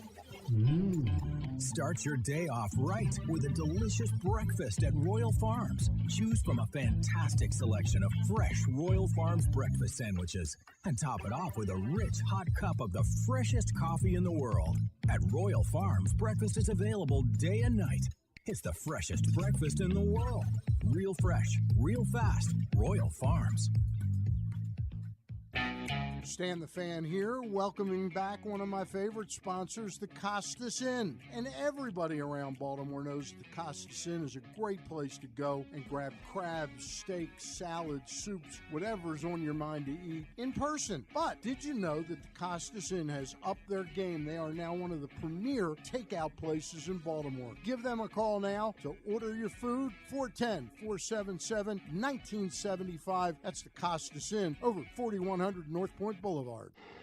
Tune in to Simply the Bets every Tuesday and Weekend at Bookies every other Thursday at 11:40 a.m. And if you really have nothing better to do, keep listening to this show too. So you got to turn my microphone back on. So there's apparently some controversy related to this Packers fan. The tweet has been deleted. And I remember the only reason I was able to find that is because I kept searching like Packers fan, Packers date. I'm searching all these things. That I remembered that one of the parts that, like, a lot of people really liked this story, and then there were a couple people who were like, that's kind of creepy because the first word of the tweet was honey. And I just sort of, like, accepted that it might be a Midwestern thing, you know, like that. Like, he said, honey, I found, you know, I got the tickets. We met last week at the tailgate. You said, or I said, if the Packers win, we'll go to the game again next week or something like that. And it was getting all sorts of traction. But apparently the original tweet has been deleted by the author of the tweet. And I don't know why.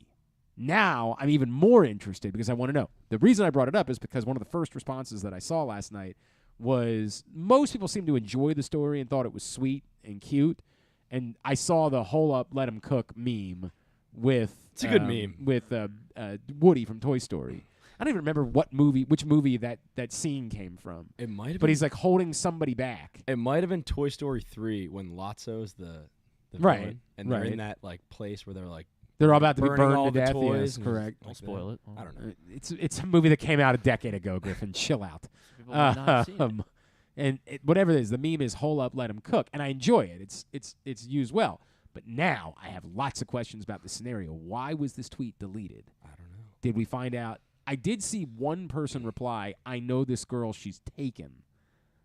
And I wondered if that's the case. But why wouldn't he just say, like, well, I've got these tickets. Maybe I try to find somebody else. Right. Then I'm going to open it up if anybody else wants to come. Do we find out that the guy is a creep? Did we find out that, like, somebody say, hey, dude, like, tweets or no, that, like, you know, he might be. He really is a creep. Like a genuine creep, you know? Like, I don't know. I just have a lot of questions because this was enrapturing the internet last night at a time where we needed a distraction from the very heavy things we've been dealing with in the football world. This was something nice and lighthearted.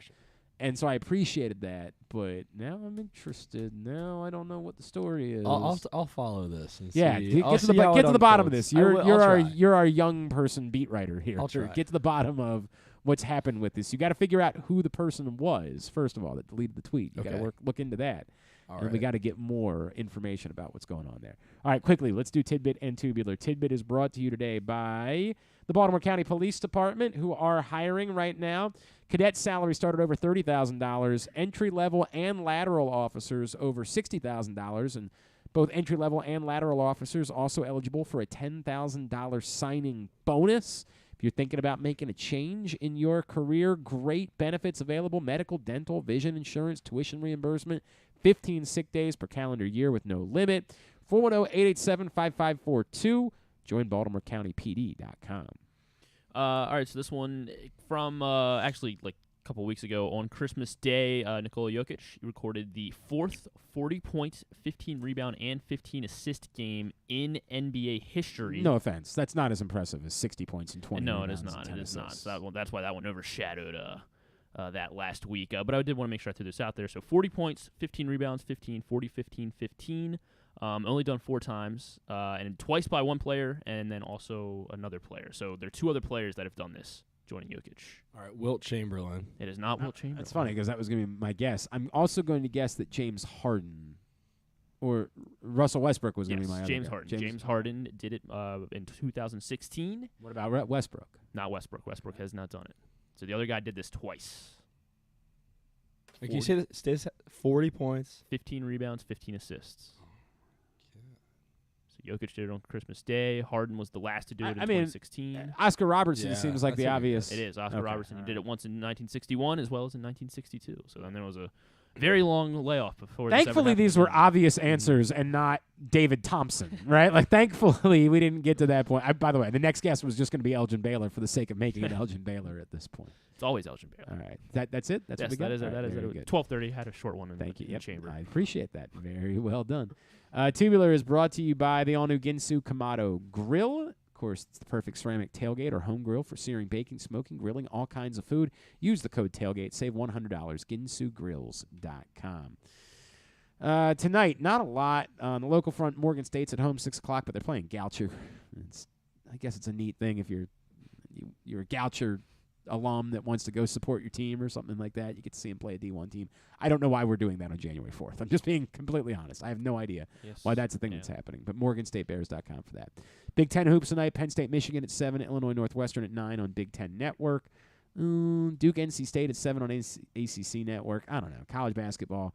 Go find it, GlennClarkRadio.com. ESPN's got Bucks Raptors at 7:30, Heat Lakers at 10, TNT Devils Red Wings at 7, Lightning Wild at 9:30, USA Crystal Palace Tottenham Hotspur at 3, TBS for AEW Dynamite at 8. Some non-sports highlights. Yeah, Netflix has a Bernie Madoff documentary, The Monster of Wall Street. So, I mean, I don't know. It doesn't seem like there's going to be anything new, but, I mean, just a Bernie Madoff documentary on the fall of Wall Street. And then Star Wars, The Bad Batch Season 2 premieres today. This is, yes, you've been waiting for this day. I'm excited for this. So first 2 episodes, and then every Wednesday for the next, 16 weeks. There's 16 I finished episodes. She-Hulk last night. Did you? I did. How'd you like it? I really enjoyed the show. It got really meta in that final episode, and I don't know that I loved that part of it. I thought the final episode was kind of a miss. Gotcha. I remember I watched the first episode, and then I didn't revisit it. Oh, I thought it was a good show. I Yeah, thought it was okay. fun. I thought it was a very, very fun show. All right. But the last episode, I thought you would watch it. I thought that's why you asked me. Yeah, I'm sorry. The last episode, Because I I'm have- interested also if I have did come back. I have opinions about the final episode of Gotcha. She-Hulk. But Gotcha. And then also Special Forces, the world's toughest test, is premiering on Fox tonight at 8. This is the one where Mike 16 Piazza Mike Piazza. 16 celebrities left their lives behind. Dwight Howard, Carly Lloyd, Okay. Jimmy Lynn Spears is on it. God bless. So Best wishes to them. I had zero chance. Hard Knocks None. as well in season with the Cardinals. To watch David Blau. Yeah. I mean, what is that? Is Blau? I don't Blow or Blau? I don't Blau, even, I believe it's Blau. David Blau. I guess even if it was Blow, you'd have to make sure that you couldn't let that be your name if you're going to be a football player. You'd have to change it at that point.